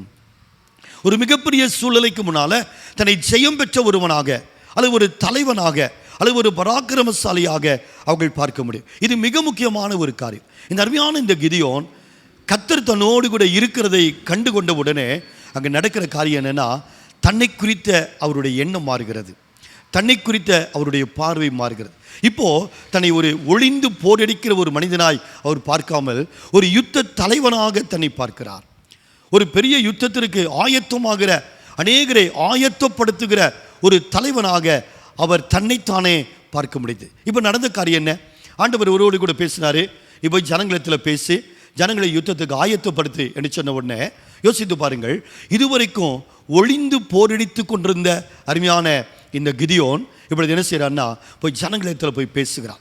ஒரு தலைவனாக எழும்பி, முதல்ல நல்ல கவனிங்க, அவருக்குள்ள இப்பொழுது ஒரு தலைவன் என்கிற ஒரு எண்ணம் வந்து விட்டது. அவர் தன்னை பராக்கிரமசாலி என்பதை அவர் புரிந்து கொள்ளுகிறார். அப்படிப்பட்ட ஒரு எண்ணம் அவருக்குள்ளே வந்துவிட்டது. ஒரு யுத்தத்தை நடத்துகிறவராக, ஒரு யுத்தத்தில் ஜெயம் பெறுகிற ஒருவராக தன்னை அவர் இப்பொழுது பார்க்க ஆரம்பித்து விட்டார். அதுக்கு இருந்த ஒரே காரணம் என்னன்னா, கர்த்தர் தன்னோடு கூட இருக்கிறார் என்பதை மிக தெளிவாய் புரிந்து கொண்டார். கர்த்தர் யாரு கூட எல்லாம் இருக்கிறாரோ அவர்கள் எல்லாரும் யுத்தத்தில் ஜெயிப்பார்கள். கர்த்தர் யாரு கூட எல்லாம் இருக்கிறார்களோ அவர்கள் பராக்கிரமசாலிகளாக இருப்பார்கள். கர்த்தர் யாரோடு கூட எல்லாம் இருக்கிறாரோ அவர்கள் ஆசீர்வதிக்கப்பட்டவர்களாக இருப்பார்கள். கர்த்தர் யாரோடு கூட எல்லாம் இருக்கிறாரோ அவர்கள் எல்லாரும் இந்த உலகத்தில் வித்தியாசமானவர்களாக இருப்பார்கள் என்பதை புரிந்து கொண்ட இந்த அருமையான கிதியோன் என்ன செய்கிறார்னா, கர்த்தர் தன்னோடு கூட இருக்கிறதை கண்டு கொண்ட உடனே அவருடைய சூழ்நிலைகள் மாறுகிறது. சூழ்நிலை விட்டு வெளியே கடந்து வருகிறவராய் காணப்படுகிறார். இந்த காலவெளியில் உங்களை பார்த்து சொல்லுகிறேன், கர்த்தர் உங்களோடு கூட இருக்கிறதை நீங்கள் புரிந்து கொள்ள வேண்டும். கர்த்தர் உங்களோடு கூட இருக்கிறதை நீங்கள் புரிந்து கொள்ள வேண்டும். ஒருவேளை நீங்கள் கேட்கலாம், அப்படி அதை நான் எப்படி புரிந்து கொள்கிறது? ஒருவேளை இந்த கிதியோன் செய்தது போல நான் எதையாகிலும் செய்து தான் நான் புரிந்து கொள்ள முடியுமா? நானும் ஒரு ஆட்டுத்தோலை கொண்டு போய் ராத்திரியில் நான் தரையில் போட்டுவிட்டு ஆண்டவரை பார்த்து காலையில் எழுந்து பார்க்கிற போது இந்த ஆட்டுத்தோல் மாத்திரம் நனைந்திருக்க வேண்டும், மீதி இருக்கிற இடங்களெல்லாம் காய்ந்திருக்க வேண்டும் என்று ஆண்டவரை பார்த்து நான் கேட்கட்டுமா என்று சொல்லி ஒருவேளை நீங்கள் கேட்கலாம். வேதத்தில் நாம் வாசிக்கிற நாம் அப்படி செய்ய முடியாது, அப்படி செய்ய முடியாது. பின்ன எப்படி தேவன் என்னோடு கூட இருக்கிறதை நான் எப்படி உறுதிப்படுத்திக் கொள்ள முடியும் என்று சொன்னால், எனக்குள்ளே ஆவியானவர் இருக்கிறார். அந்த ஆவியானவர் தான் தேவன் நம்மோடு கூட இருக்கிறார் என்பதை நம்மோடு கூட பலமுறை பேசுகிறவராக இருப்பார். நமக்குள்ள இருக்கிற ஆவியானவர் தான் கர்த்தர் நம்மோடு கூட இருக்கிறதை நமக்கு வெளிப்படுத்தி கொண்டே இருப்பார். கர்த்தர் நம்மோடு கூட இருக்கிற அந்த காரியங்களை நமக்கு விளக்கி கொண்டே இருக்கிறவர் நமக்கு கொடுக்கப்பட்டிருக்கிற அருமையான பரிசுத்த ஆவியானவர். அந்த ஆவியானவர் நம்மோடு கூட பேசுவார். அந்த ஆவியனுடைய சத்தத்தை கேட்டு ஆவியானவர் நம்முடைய வாழ்க்கையில் கிரியை செய்கிறதை நாம் நன்றாய் கூர்ந்து கவனித்து நாம் விளங்கிக் கொள்கிறவர்களாய் இருப்போம் என்று சொன்னால் நம்மோடு கூடவும் கர்த்தர் இருக்கிறதை நம்மால் விளங்கிக் கொள்ள முடியும். நம்மோடு கூட ஆண்டவர் இருக்கிறதை புரிந்து கொள்ள முடியும். கர்த்தர் நம்மோடு கூட இருக்கிறதை நாம் புரிந்து கொள்வோம் என்று சொன்னால் நம்முடைய வாழ்க்கை மாறும். கர்த்தர் நம்மோடு கூட இருக்கிறதை நாம் விளங்கிக் கொள்வோம் என்று சொன்னால் நம்மை குறித்து நம்முடைய எண்ணங்கள் மாறும், நாம் தலைவர்களாய் மாறுவோம். அநேக காரியங்களை செய்கிறதற்கு, அநேக காரியங்களை முன்னெடுத்து செல்வதற்கு ஆயத்தமுள்ளவர்களாய் நம்மளால் மாற முடியும். எப்பொழுது என்று சொன்னால், கர்த்தர் நம்மோடு கூட இருக்கிறதை நாம் புரிந்து கொள்கிற போது. உண்மையாக சொல்கிறேன், என்னுடைய வாழ்க்கையில் நான் பல முறை நான் அப்படி இருந்திருக்கிறேன். என்னுடைய ஜெபங்களுக்கு பிறகு, நல்லா தேவனை நான் துதித்த நாட்களுக்கு பிறகு, ஆண்டவருடைய சமூகத்தில் நான் கிடந்த நாட்களுக்கு பிறகு, என்னுடைய சரீரமே ஒரு ஒரு ஒரு ராட்சதனை போல என்னை நான் உணர்ந்திருக்கிறேன். ராட்சதனை போல உணர்ந்திருக்கிறேன். என்னுடைய கரங்கள் ஒவ்வொன்றும் இவ்வளவு பெரிதாக இருக்கிறதை போல நான் உணர்ந்திருக்கிறேன். சாதாரணமாக தான் இருக்கிறேன். என்னுடைய ஜெபத்திற்கு பிறகு என்னுடைய கரத்தினுடைய அந்த சைஸ் மாறல. நான் இருக்கிற அதே மாதிரி தான் இருக்கிறேன். என்னுடைய எடை கூடவில்லை, அல்லது என்னுடைய சரீரம் பெரிதாக மாறவில்லை, கை பெருசாக மாறல. ஆனால் என்னை நான் பார்க்கிற போது எனக்குள்ள ஒரு உணர்வு, நான் ஒரு ராட்சதனை போல இருக்கிறேன் என்கிற ஒரு உணர்வு இருக்கும். அநேக நேரத்தில் பிசாசுகளை துரத்துக்கிற அந்த ஊழியத்தில் நான் நிற்கிற போது நான் உணர்வேன், அந்த பிசாசு பிடித்திருக்கிற அந்த மனிதர்கள் சில நேரத்தில் பார்த்தீங்கன்னா பயங்கரமாக எழும்பி பேசி பயங்கர காரியங்களை பேசி கொண்டிருக்கிற நேரத்தில் நான் என்னை பார்த்து எப்படி உணர்ந்திருக்கிறேன்னா, ஒரு பெரிய ராட்சதனை போல, அந்த பிசாசு ஒரு சுண்டு விரலில் நான் அப்படியே நான் விரட்டி விடுகிறதை போல எனக்குள்ளே நான் உணர்ந்திருக்கிறேன். ஒரு பெரிய வல்லமை எனக்குள்ளே இருக்கிறதை நான் உணர்ந்திருக்கிறேன். எனக்குள்ளே ஒரு பெரிய சமால் விடுகிற ஒரு அனுபவத்தை நான் பார்த்துருக்கிறேன். பிசாசை பார்த்து நீ என்னை ஒன்றும் செய்ய முடியாது என்று பேசியிருக்கிறத நான் பார்த்துருக்கிறேன். வியாதிகளை பார்த்து இந்த வியாதி ஒன்றும் கிடையாது, இப்போ பாருங்கள் இந்த வியாதி போயிடும், அந்த வியாதி நான் சொன்ன ஓடி போயிடும் என்று சொல்லுகிற அளவிற்கு என்னை நான் பார்த்துருக்கிறேன். யாராவது முடியாது அப்படின்னு ஒரு மிகப்பெரிய பிரச்சனையை கொண்டு வந்து எனக்கு முன்னால் வைத்த போது நான் சொல்லியிருக்கிறேன், அதெல்லாம் ஒன்றும் பயப்படாதீங்க, இப்போ மாறிடும் என்று நான் சொல்லியிருக்கிறேன். பிசாசு பிடித்த அநேக மனிதர்கள் ஊழியங்களில் வந்து முன்னால் உட்கார்ந்து அப்படியே ஆடிக்கொண்டிருக்கிறதை பார்க்கிறேன். 1-2 அல்ல, ஒரு 10-15 பேர் ஆடிக்கொண்டே இருப்பார்கள். அந்த கூட்டத்தில் இருக்கிற ஜனங்கள் எல்லாரும் பயந்து கொண்டிருப்பாங்க. நான் அவங்களை பார்த்து சொல்லியிருக்கிறேன், ஒன்றும் பயப்படாதீங்க, இதெல்லாம் சாதாரணமான காரியம், இது ஓடிடும் அப்படின்னு சொல்லியிருக்கிறேன். இது என்னால் எப்படி சொல்ல முடிந்தது? என்னை எப்படி ஒரு ராட்சதனை போல என்னால் பார்க்க முடிந்தது? அல்லது ஒரு பிரச்சனைக்கு முன்னால் அந்த பிரச்சனையை சாதாரணமான ஒன்றாக, ஒரு சின்ன பிரச்சனையாக என்னால் எப்படி பார்க்க முடிந்தது என்று சொன்னால், கர்த்தர் என்னோடு கூட இருக்கிறதையும், தேவனுடைய அபிஷேகம் என் மேலே இருக்கிறதையும், தேவனுடைய ஆவியானவர் எனக்குள் இருக்கிறதையும் நான் அதிகமாய் உணர்கிற போது, அதை நான் விளங்கிக் கொள்கிற போது, எனக்கு முன்னால் இருக்கிற எல்லா பிரச்சனையுமே சின்ன பிரச்சனையாக இருக்கிறத நான் பார்த்துருக்கிறேன். ஆனால் அதே நேரத்தில் கர்த்தர் என்னோடு கூட இருக்கிறாரா என்கிற கேள்வி எனக்கு வந்தபோது, கர்த்தர் என் கூட இல்லை, கர்த்தர் என்னை மறந்துட்டாரோ என்று நான் நினைத்த நேரத்தில் என்னுடைய சின்ன பிரச்சனைகள் கூட எனக்கு முன்னால் ராட்சத பிரச்சனைகளாகி நின்று என்னை விரட்டி கொண்டிருந்ததை நான் பார்த்துருக்கிறேன். அந்த நேரத்தில் அந்த பிரச்சனைக்கு முன்னால் ஒரு கோழையாக நான் நின்று இருக்கிறேன். அந்த பிரச்சனைக்கு முன்னால் ஒரு சின்னவனாக என்னை நானே பார்த்துருக்கிறேன். அந்த பிரச்சனைகளை ஜெயிக்க முடியாதபடிக்கு பல காலங்கள் நான் கடந்து வந்திருக்கிறேன். ஆனால் கர்த்தர் என்னோடு கூட இருக்கிறதை நான் விளங்கி கொண்ட போது, கர்த்தர் என்னோடு கூட இருக்கிறார், தேவனுடைய அபிஷேகம் என்னோடு கூட இருக்கிறது, தேவனுடைய வல்லமை எனக்குள்ளே இருக்கிறது, தேவனுடைய பரிசுத்த ஆவியானவர் எனக்குள்ளே இருக்கிறார் என்பதை நான் விளங்கி கொண்ட உடனே என்னுடைய பார்வை மாறினது. பிரச்சனையை குறித்த பார்வை மாறினது. என்னை குறித்த பார்வை எனக்கு மாறினது. என்னை ஒரு பராக்கிரமசாலியாய் நான் பார்த்திருக்கிறேன். ஆசீர்வதிக்கப்பட்ட ஒருவனாய் பார்த்திருக்கிறேன். வியாதிகளை மாற்றி விடுகிற ஒருவனாய் பார்த்திருக்கிறேன். ஒரு மனிதனை சுகமாக்கி விடுகிற ஒருவனாய் என்னை நான் பார்த்திருக்கிறேன். ஒருவேளை ஒரு வெற்றி பெற்ற மனிதனாய் என்னை பார்த்திருக்கிறேன். அப்படி என்னை நானே பார்த்ததுக்கு காரணம் எனக்குள்ள அது இருக்கிறது என்பதனால் அல்ல, அப்படிப்பட்டவனாய் நான் இருக்கிறேன் என்பதனால் அல்ல, கர்த்தர் என்னோடு கூட இருக்கிறார் என்பதை நான் விளங்கி கொண்டதினாலும், ஆவியானவர் எனக்குள் இருக்கிறார் என்பதை நான் விளங்கி கொண்டதினாலும் என்னால் என்னை எப்படி பார்க்க முடிந்தது? எனக்கு முன்னால் இருக்கிற பிரச்சனைகளை சாதாரணமான ஒன்றை காட்டிலும் கீழே இருக்கிற ஒரு பிரச்சனையாக என்னால் பார்க்க முடியுது. அருமையான கிறிஸ்துவுக்குள் பிரியமானவர்களே, ஆண்டவர் உங்களோடு கூட இருக்கிறதை நீங்கள் தெளிவாய் நீங்கள் விளங்கிக் கொள்வீர்கள் என்று சொன்னால், உங்களுக்கு முன்னால் பிரச்சனைகள் சின்ன பிரச்சனைகளாய் மாறிவிடும். இதுவரைக்கும் மலை போல ராட்சத பிரச்சனைகளாய் எந்தெந்த பிரச்சனைகளை நீங்கள் பார்த்துட்டு இருந்தீங்களோ, அந்த பிரச்சனைகள் ஒரு பனியைப் போல, ஒரு மேகத்தைப் போல உடைய வாழ்க்கையை விட்டு விலகி போகிறதை நிச்சயமாய் நீங்கள் பார்க்க முடியும். சும்மா கண்களிலே பார்க்கிறது மாத்திரமல்ல, அதனுடைய வாழ்க்கையாக நீங்கள் மாறிவிடுகிறதை நீங்கள் பார்க்க முடியும். அது உங்கள் வாழ்க்கையாகவே மாறிடும். ரொம்ப ஆச்சரியமாக இருக்கும். இந்த அருமையான கிதியோனுடைய வாழ்க்கையில் நடக்கிறது என்ன? இப்பொழுது கிதியோன் தன்னை ஒரு தலைவனாக பார்க்கிறார், தன்னை ஒரு பராக்கிரமசாலியாக, தன்னை ஒரு ராட்சதனைப் போல, ஒரு பெரிய தேவ வல்லமை நிறைந்த ஒரு மனிதனைப் போல, ஒரு பெரிய தளபதியாக, ஒரு யுத்தத்தில் ஒரு ஜெயம் எடுக்கிற ஒரு மனிதனாக தன்னை அவர் பார்க்கறதுனால என்ன செய்கிறார்னா, தைரியமாய் போய் மக்களிடத்தில் பேசுகிறார். சொல்றாரு, வாங்க நம்ம எல்லாரும் சேர்ந்து இந்த மீதியானிற்கு விரோதமாக நம்ம எல்லாரும் யுத்தத்துக்கு போகலாம், கர்த்தர் நமக்கு ஜெயத்தை கொடுப்பார்னு சொல்லி அவர்களை ஒருங்கிணைக்கிற ஒருவராக, ஒரு ஜெயம் எடுக்கிற ஒரு மனிதனாக, ஒரு பெரிய படையை ஆயத்தப்படுத்துகிற ஒரு தளபதியாக அவர் நிற்கிறதை பார்க்கிறோம். அது மட்டும் இல்லை, அவர் போய் பேசுறது மட்டும் இல்லை, அந்த ஜனங்கள் அவருடைய வார்த்தையை கேட்டு அவர்கள் அங்கு கடந்து வருகிறார்கள். இவர் சொன்ன ஒரே வார்த்தைக்காக ஏராளமான ஜனங்கள் கூடி வருகிறார்கள். அந்த ஜனங்களுடைய தொகை எவ்வளவு இருந்துச்சு தெரியுமா? 32,000 பேர் ஆகியிருந்தது. 32,000 பேர் ஆகியிருந்தது. யோசித்து பாருங்க, இவர் போய் பேசினார் என்பதற்காக.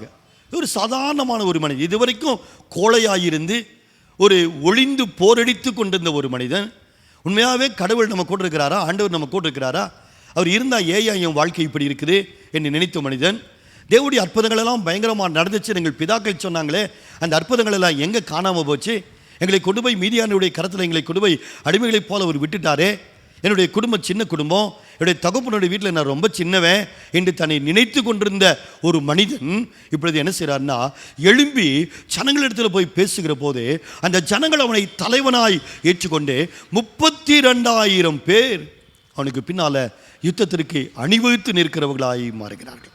இதுதான் கர்த்தர் அவனோடு கூட இருக்கிறனுடைய அடையாளமாய் காணப்பட்டது. இந்த காலவேளையில் உங்களை பார்த்து சொல்கிறேன், கர்த்தர் உங்களோடு கூட இருக்கிறார் என்பதை நீங்கள் அறிந்து கொள்வீர்களானால் அதுக்கு சில அடையாளங்களை கர்த்தர் கொடுப்பார். என்ன அடையாளம் தெரியுமா? நீங்கள் போய் நிற்கிற இடத்துல தலைவர்களாய் உங்களை ஏற்றுக்கொள்வார்கள். நீங்கள் போய் நிற்கிற இடத்துல நீங்கள் பேசுகிற காரியத்தை ஜனங்கள் என்ன செய்வாங்கன்னா ஏற்றுக்கொண்டு உங்களோடு கூட கடந்து வந்து நிற்கிறவர்களாக இருப்பாங்க. 32,000 பேர் இருந்தாங்க. 32,000 பேர் இருந்தாங்க. யோசிச்சு பாருங்க, இந்த அருமையான கிதியோனுடைய வார்த்தைகளை என்ன செய்கிறாங்கன்னா அந்த ஜனங்கள் அப்படியே ஏற்றுக்கொள்கிறவர்களாய் மாறுகிறார்கள். வேதத்தில் அருமையான யோசேப் என்கிற ஒரு வாலிபனை குறித்து வேதத்தில் வாசிக்கிறோம். ஒரு சின்ன வாலிபனாய், ஏறக்குறைய 17 வயது நிறைந்த ஒரு வாலிபனாய் இருந்தார். ஆனால் கர்த்தர் அவரோடு கூட இருக்கிறார். ஆனால் அவருடைய வாழ்க்கையை நீங்கள் கொஞ்சம் கவனித்து பார்த்தீங்கன்னா, அவர் அடிமையாய் 2 முறை விற்கப்பட்ட ஒரு மனிதன். அடிமையாய் போர்த்திபாருடைய வீட்டில் வேலை செய்து கொண்டிருந்த வேளையில் அநியாயமாய் பழிசாட்டப்பட்டு அவர் ஜெயிலில் போடப்பட்ட ஒரு மனிதன். 2 வருடங்களுக்கு மேலாக அந்த ஜெயிலிலே இருந்து அநேகரால் மறக்கப்பட்டு போன ஒரு மனிதன். யோசித்து பாருங்க, அவருக்கு எவ்வளவு தன்னை குறித்த ஒரு தாழ்மையான எண்ணங்கள் இருந்திருக்கக்கூடும். தன்னை குறித்து எவ்வளவு தாழ்வாக யோசித்திருக்க, ஐயோ என்னுடைய வாழ்க்கை ஏன் இப்படி இருக்குது, கர்த்தர் என் கூட இருக்கிறாருன்னு நான் நினைக்கிறேன், கர்த்தர் என் கூட இருந்தால் ஏன் என் வாழ்க்கையில் இப்படி நடக்குது, கர்த்தர் என் கூட இருந்தால் ஏன் என் அண்ணன் தம்பியெல்லாம் நீ குழியில் போட்டு என்னை தூக்கி எடுத்து 2 தடவை நீ விற்று போட்டாங்களே, அநியாயமாக போய் இன்றைக்கி பழிசாட்டப்பட்டுட்டேன். சில நேரங்களில் கிறிஸ்துவுக்குள் பிரியமானவர்களே, உங்கள் வாழ்க்கையில் இப்படிப்பட்ட சூழல்கள் வரலாம். அநியாயமாக பழிசாட்டப்பட்டிருப்பீங்க, நல்லது செஞ்சுருப்பீங்க, அந்த இடத்துல நன்மைக்கு பதிலாக உங்கள் வாழ்க்கையில் தீமைகள் கடந்து வந்திருக்கலாம், தீமைகள் கடந்து வந்திருக்கலாம். கர்த்தர் கர்த்தர் கர்த்தர்னு சொல்லி உங்கள் வாழ்க்கையில் நீங்கள் வாழ்ந்திருந்திருப்பீங்க. ஆனால் உங்கள் வாழ்க்கையில் அற்புதங்களே இல்லாமல் ஒருவேளை உங்கள் வாழ்க்கை கடந்து போயிருக்கும். அநியாயமாய் பழிசாட்டப்பட்டிருப்பீங்க. நீங்கள் இருக்கிற அநேக விதமான சூழல்களின் நடுவில் யோசேப்பு ஒரு ஜெயிலில் இருந்தது போல பல வருஷங்களுக்கு சூழ்நிலைக்குள்ளே கடந்திருப்பீங்க. விடுதலை இல்லாமல் பல ஆண்டுகள் காத்திருந்திருப்பீங்க. ஒருவேளை உங்களுக்கு ஃபேவர் பண்ணுவாங்க, உங்களுக்கு நன்மை செய்வாங்கன்னு சில மனிதர்கள் நீங்கள் எதிர்பார்த்திருந்த நேரத்தில் அந்த மனிதர்களை உங்களை மறந்திருக்கலாம். சில நேரத்தில் அந்த மனிதர்களாலேயே உங்களுக்கு தீங்குகளும் ஒருவேளை கடந்து வந்திருக்கலாம். இப்படிப்பட்ட நேரத்தில் நீங்கள் ஒருவேளை என்ன நினைக்கிறீங்க? அப்படிப்பட்ட நேரத்தில் கர்த்தரை பார்த்து பராக்கிரமசாலின்னு கூப்பிட்டா நீங்கள் ஏற்றுக்க முடியுமா? அப்படிப்பட்ட நேரத்தில் கர்த்தரை பார்த்து ஒரு தலைவனே அப்படின்னு உங்களை கூப்பிட்டா உங்களால் ஏற்றுக்க முடியுதா? அப்படிப்பட்ட நேரத்தில் கர்த்தரை பார்த்து ஆசீர்வதிக்கப்பட்டவரே அப்படின்னு ஆண்டவர்களை பார்த்து சொன்னார்னா உங்களால் அதை ஏற்றுக்கொள்ள முடியுதா? அதை ஏற்றுக்கொள்ள முடியாதபடிக்கு கொஞ்சம் நேரத்துக்கு முன்னால் நீங்கள் சிரித்ததை போல நீங்கள் சிரிப்பீங்கள்ல, யோசித்து பாருங்க. ஆனால் ஒன்று சொல்ல விரும்புகிறேன், வேதத்தில் வாசிக்கிறோம், யோசேப்பு சிறைச்சாலைக்குள் இருக்கிறான், ஆனால் கர்த்தர் அவனோடு கூட இருந்தார். யோசேப்பினுடைய எஜமானனாகிய அந்த எகிப்தினுடைய வீட்டில் இருந்தார். ஆனால் கர்த்தர் அந்த இடத்துல அவன் அடிமையாக இருந்தாலும் கர்த்தர் அவனோடு கூட இருக்கிறார். நல்லா விளங்கி கொள்ளுங்க, இந்த கிதியோனுடைய வாழ்க்கையாக இருந்தாலும் சரி, இந்த யோசேப்புடைய வாழ்க்கையாக இருந்தாலும் சரி, அவர்கள் எந்த நிலையில் இருந்தாலும் கர்த்தர் அவர்களோடு கூடவே இருக்கிறவராக இருந்தார். இந்த கிதியோன் ஒரு பயந்தாங்குழியைப் போல அவன் ஒளிந்து போரடித்து கொண்டிருந்தான். ஆனால் கர்த்தர் அவனோடு கூட இருந்தார். அவனுக்கு தெரியல. யோசேப்பு சிறைச்சாலையின் நடுவில் இருந்தார். போர்த்திபாருடைய அந்த வீட்டில் அடிமையாக வேலை செய்தார். அநியாயமாய் பழிசாட்டப்பட்டார். சகோதரர்களால் அடிக்கப்பட்டு குழியிலே போடப்பட்டார். 2 முறை விற்கப்பட்டார். ஆனால் யோசேப்புக்கு நல்லா தெரிஞ்சிருந்துச்சு, இந்த நிலையிலும் கர்த்தரினோடு கூட இருக்கிறார். ஆமென். இந்த நிலையிலும் கர்த்தரினோடு கூட இருக்கிறார். இந்த காலவெளியில் முதலாவது உங்களை பார்த்து நான் சொல்கிற ஒரு காரியம் என்னென்னா, நீங்கள் எந்த நிலையில் இருந்தாலும் கர்த்தர் உங்களோடு கூட இருக்கிறார். நீங்கள் எந்த நிலையில் வேணாலும் இருங்க. ஒருவேளை இன்றைக்கி ஒரு தரித்திரமான நிலையில் இருக்கலாம், கர்த்தர் உங்களோடு கூட இருக்கிறார். நீங்கள் கேட்கலாம், கர்த்தர் என் கூட இருந்தால் ஏன் அந்த தரித்திரம் அப்படின்னு கேட்கலாம். ஆனால் இந்த அருமையான கிதியோனை பார்த்து அப்படி தான் சொன்னார், கர்த்தர் உன்னோடு கூட இருக்கிறார், கர்த்தர் உன்னோடு கூட இருக்கிறார். ஒருவேளை கிதியோன் கேட்டார், கர்த்தர் என் கூட இருந்தால் அது எல்லாம் ஏன் நடக்குன்னு கேட்டார். ஆனால் அப்படிப்பட்ட காலத்திலும் கிதியோனோடு கூட கர்த்தர் இருந்தார். அதே போலவே நீங்கள் எந்த நிலையில் இருந்தாலும், கடன் பிரச்சனையில் இருக்கலாம், தரித்திரத்தில் இருக்கலாம், உடைய சூழல்கள் நல்லா இல்லாமல் இருக்கலாம், உங்களை எதிர்ப்பவர்கள் நிறையா இருக்கலாம், அநியாயமாக நீங்கள் பழிசாட்டப்பட்டவர்களாக இருக்கலாம், நன்மை செய்திருப்பீங்க, அதுக்கு பதிலாக உங்களுக்கு தீமைகள் வந்திருக்கலாம், வியாதிகளின் நடுவில் நீங்கள் கிடக்கலாம்.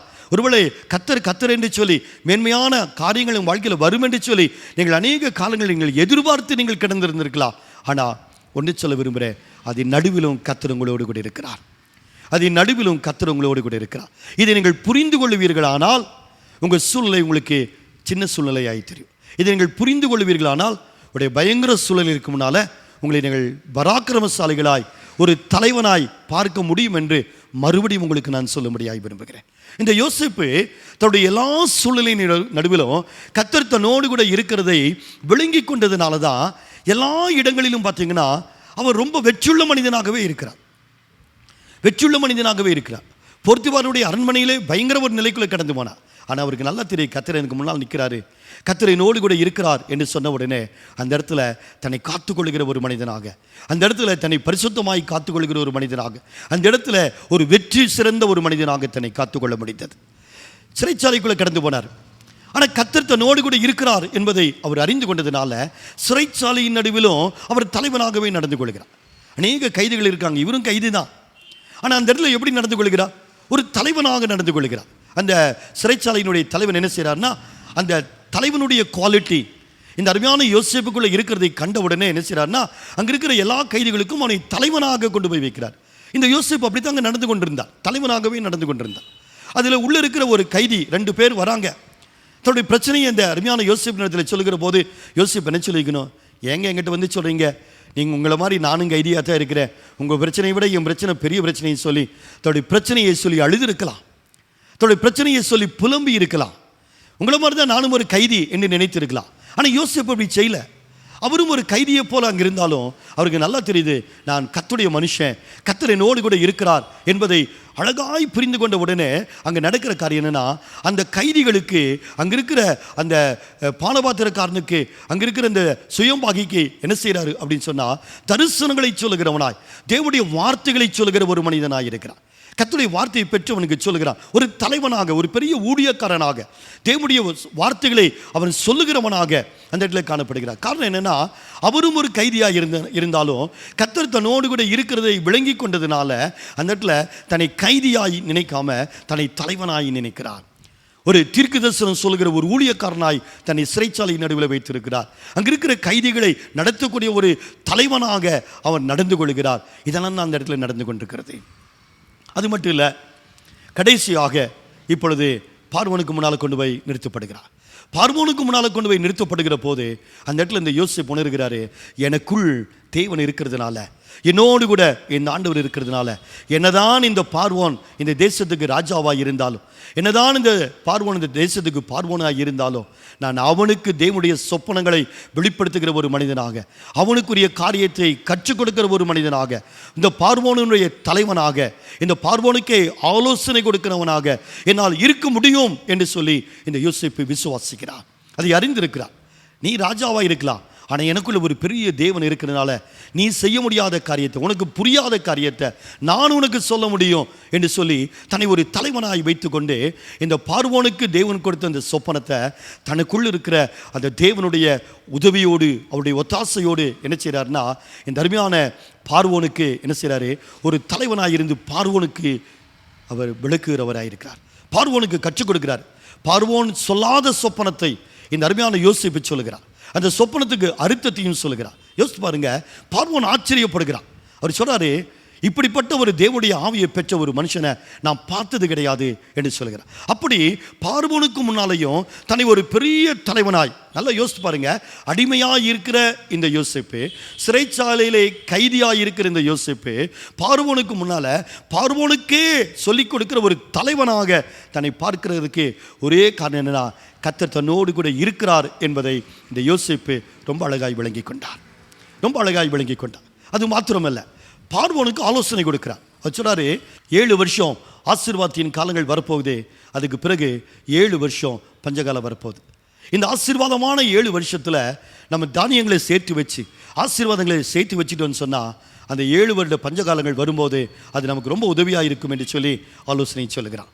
பார்வோனுக்கே ஆலோசனை சொல்கிறவனாய் இந்த அருமையான யோசேப்பு தன்னை பார்க்க முடிந்ததுக்கு ஒரு காரணம் என்னென்னா, கர்த்தர் தன்னோடு கூட இருக்கிறதை அறிந்து கொண்டதுனால மட்டும்தான். இந்த காலவேளையில் உங்களை பார்த்து சொல்கிறேன், கர்த்தர் உங்களோடு கூட இருக்கிறதை நீங்கள் அறிந்து கொள்வீர்களானா உங்கள் முதலாளிக்கு நீங்கள் ஆலோசனை கொடுப்பீங்க. கர்த்தர் உங்களோடு கூட இருக்கிறதை நீங்கள் அறிந்து கொள்வீர்களானால் அநேகரை விட நீங்கள் ஞானிகளாய் உங்களை நீங்கள் உணர முடியும். அநேகருக்கு ஆலோசனை சொல்லுவீங்க. ரொம்ப ஆச்சரியமாக இருக்கும், ரொம்ப ஆச்சரியமாக இருக்கும். நீங்கள் சொல்லுகிற காரியங்கள் அப்படியே நடக்கும். நீங்கள் சொல்லுகிற விஷயங்கள் அநேகருக்கு புரியாத புதிராக இருக்கும்.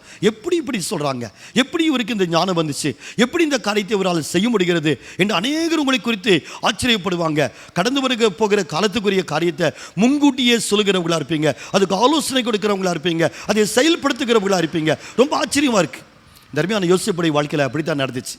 பார்வன் சொன்னார், இந்த இடத்துல நீ தான் சரியான ஒரு ஆள், ஆகவே நீயே அந்த அதிகாரியாக இருந்து இந்த 7 வருஷ காலத்தில் வரக்கூடிய ஆசீர்வாதமான அந்த தானியங்களை நீ சேர்த்து வைன்னு சொன்னபோது அவன் ஒரு பெரிய அதிகாரியாக இருந்து அந்த காரியங்கள் எல்லாவற்றையும் செய்கிறார். ரொம்ப ஆச்சரியமான காரியங்கள் நடக்கிறது. கர்த்தர் தன்னோடு கூட இருக்கிறதை அவர் விளங்கி கொண்டதுனால தான் ஜனங்கள் கீழ்ப்படுகிறாங்க. ஏராளமான தானியங்களை கொண்டு வந்து பெரிய பெரிய குடோனை கொண்டு கட்டி அதில் கொண்டு போய் இந்த தானியங்களை சேர்த்து வைக்கிறார். 7 வருட காலங்கள் முடிந்த பிறகு பின்னால் 7 வருட பஞ்ச காலங்கள் வருகிறது. அன்றைக்கு அந்த குடோன்களை உடைத்து அந்த தானியங்களை அவர் விற்க ஆரம்பிக்கிறார். ரொம்ப அருமையாக இருக்கிறது. தானியங்களை விற்க ஆரம்பிக்கிறார். ஏராளமான பணம் இந்த எகிப்து தேசத்துக்கு சேருகிறது. எல்லா ஜனங்களுடைய கரத்தில் இருக்கிற பணங்கள் தீர்ந்த உடனே நிலங்களையும் ஆடு மாடுகளையும் கொள்ளுகிறவர்களாய் காணப்படுகிறார். ஒரு பயங்கர பஞ்சகாலம். ஆனால் அப்படிப்பட்ட ஒரு காலத்தில் யோசேப்பின் மூலமாக எகிப்து தேசத்திற்கு அது ஆசீர்வாதத்தின் காலமாய் மாறினது. எப்படி நடந்துச்சுன்னா, தன்னுடைய பயங்கர நிலையில் கூட கர்த்தர் தன்னோடு கூட இருக்கிறதை அறிந்து கொண்டு உணர்ந்து கொண்டே இருக்கிற ஒரு அருமையான ஒரு மனிதனாக இந்த அருமையான யோசேப்பு காணப்படுகிறார். அருமையான கிறிஸ்துவில் பிரியமானவர்களே, நம்முடைய வாழ்க்கையில் எப்படி மாற வேண்டும்? நம்முடைய வாழ்க்கையில் மட்டும் இந்த ஒரு காரியம் நம்முடைய வாழ்க்கையில் நடக்கும் அப்படின்னு சொன்னால் உங்களுக்கு முன்னால் எந்த பிரச்சனையும் நிற்க முடியாது. இதை நீங்கள் உணர்ந்து கொள்ள முடியும். இது உங்களுடைய வாழ்க்கையாக மாறும் என்று சொன்னால் எந்த சூழ்நிலையில் நீங்கள் தலைவர்களாக இருப்பீங்க, எந்த சூழ்நிலைகளில் ஜெயிக்கிறவர்களாக இருப்பீங்க, உங்களோடு கூட இருக்கிற அநேகருக்கு நீங்கள் ஆசீர்வாதமானவர்களாக இருப்பீங்க. கர்த்தர் இந்த அருமையான யோசேப்பு நிமித்தமாக பார்வோனையும் அவனுடைய வீட்டாரையும் அவர் வீட்டில் இருக்கிற எல்லாவற்றையும் தேவன் ஆசீர்வதித்தார் என்று சொல்லி வேதத்தில் வாசிக்கிறோம். யோசித்து பாருங்க, அவர் போர்த்திபாருடைய அந்த அரண்மனையில் வேலை செய்து கொண்டிருக்கிற போது கூட அந்த வேதம் சொல்கிறது, அவன் தனக்குண்டான எல்லாவற்றையும் அவனுக்கு கீழ்ப்படுத்தி வைத்திருந்தார். அவனுக்கு கீழ்ப்படுத்தாத விஷயங்கள் ஒன்றுமே இல்லாத அளவுக்கு எல்லாவற்றையும் கீழ்ப்படுத்தி வைத்திருந்தார். யோசித்து பாருங்க, ஒரே ஒரு காரணம் என்னன்னா, கர்த்தர் தன்னோடு கூட இருக்கிறதை அறிந்து கொண்டார். இந்த கிதியோனுடைய வாழ்க்கையில் கூட இப்போ போய் பேசுகிறாரு. 32,000 பேர் வந்துட்டாங்க. ஒரு வார்த்தை சொன்னதுக்கு 32,000 பேர் வருவார்களானால் யோசித்து பாருங்க, அந்த ஜனங்கள் இந்த கிதியோனை எப்படிப்பட்ட தலைவனாய் ஏற்றுக்கொண்டிருக்க முடியும்? அவர்கள் இந்த கிதியோனை தலைவனாய் ஏற்றுக்கொள்வதற்கு முன்பதாக இந்த கிதியோன் தன்னை ஒரு பராக்கிரமசாலியாகி பார்க்கிறார். இந்த பார்வோன் யோசேப்பை ஒரு மிகப்பெரிய தலைவனாய் பார்க்கிறதுக்கு முன்பதாக இந்த யோசேப்பு தன்னை ஒரு மிகப்பெரிய தலைவனாய் பார்க்கிறார். இவர்கள் இப்படி பார்க்க முடிந்ததுக்கு என்ன காரணம் அப்படின்னு சொன்னால், கர்த்தர் தன்னோடு கூட இருக்கிறதை அறிந்து கொண்டதுனால தான். தனக்கு ஞானம் இருக்குது, பலன் இருக்குது அப்படிங்கிறதெல்லாம் இல்லை. அதெல்லாம் அவங்களுக்கு இல்லை. கிதியோன் சொன்ன மாதிரி ஒளிந்து பயந்து நான் இருக்கிறேன் அப்படின்னு தான் சொன்னார். நான் ரொம்ப சின்னவன் அப்படின்னு தான் சொன்னார். அப்படி தான் இருந்தாங்க.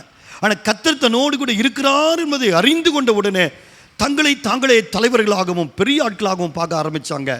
தங்களை தாங்கள் எப்படி பார்த்தார்களோ அப்படியே ஜனங்கள் அவர்களை பார்த்தார்கள். இந்த காலவேளையில் உங்களை பார்த்து சொன்னேன், கர்த்தர் உங்களை எப்படி பார்க்கிறாரோ அப்படி நீங்கள் உங்களை பார்க்க கற்றுக்கொள்ள வேண்டும். அப்படி நீங்கள் உங்களை பார்க்க கற்றுக்கொள்வீர்களானால் இந்த ஜனங்கள் உங்களை அப்படி பார்க்க ஆரம்பிப்பார்கள். கர்த்தர் உங்களை பராக்கிரமசாலியாக பார்க்குறாருன்னா நீங்கள் உங்களை பராக்கிரமசாலியாக பார்க்க தெரியணும். நீங்கள் உங்களை பராக்கிரமசாலியாகி பார்க்க கற்றுக்கொள்வீர்களானால் இந்த உலகத்தின் ஜனங்கள் உங்களை பராக்கிரமசாலியாகி பார்ப்பார்கள். அதுதான் ரொம்ப முக்கியம்.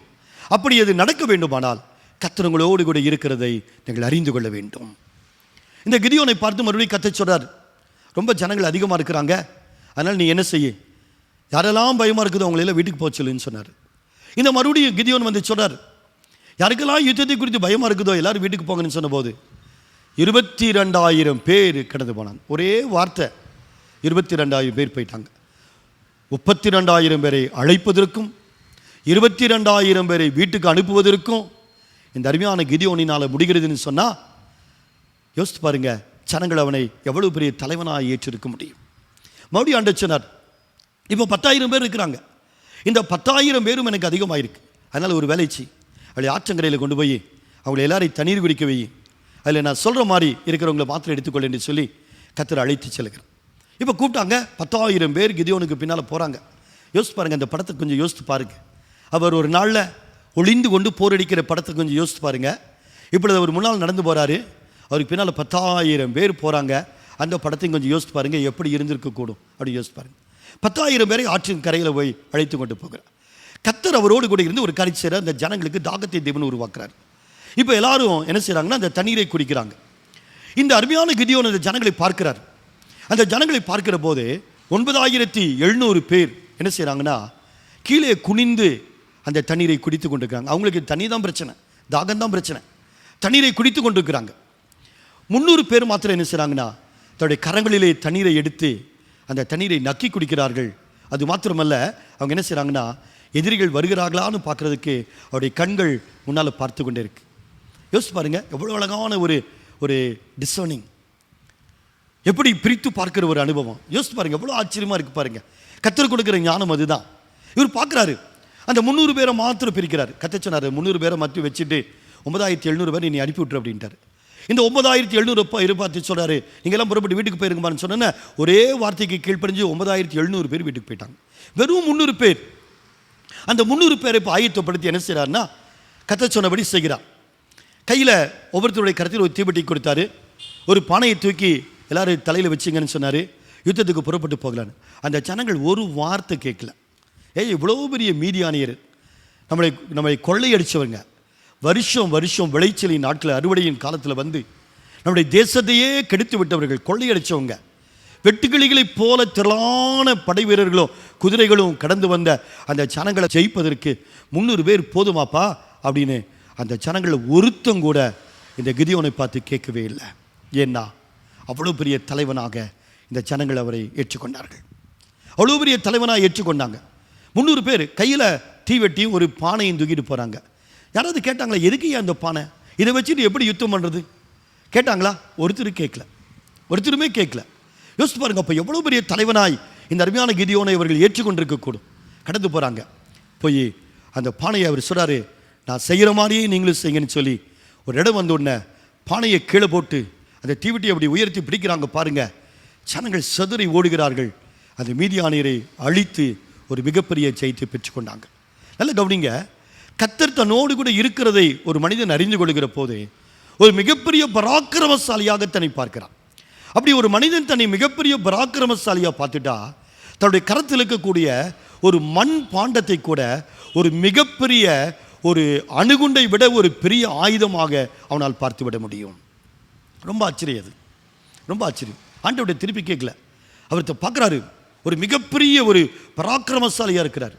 அப்படிப்பட்ட பராக்கிரமசாலியாக தன்னை பார்த்து கொண்ட ஒரு மனுஷன் தன் கையில் இருக்கிற ஒரு மட்பாண்டத்தை வச்சுக்கிட்டு யுத்தத்தில் ஜெயிச்சிட முடியும் அப்படிங்கிற ஒரு மிகப்பெரிய தைரியத்தை பெற்றுக்கொண்டார்.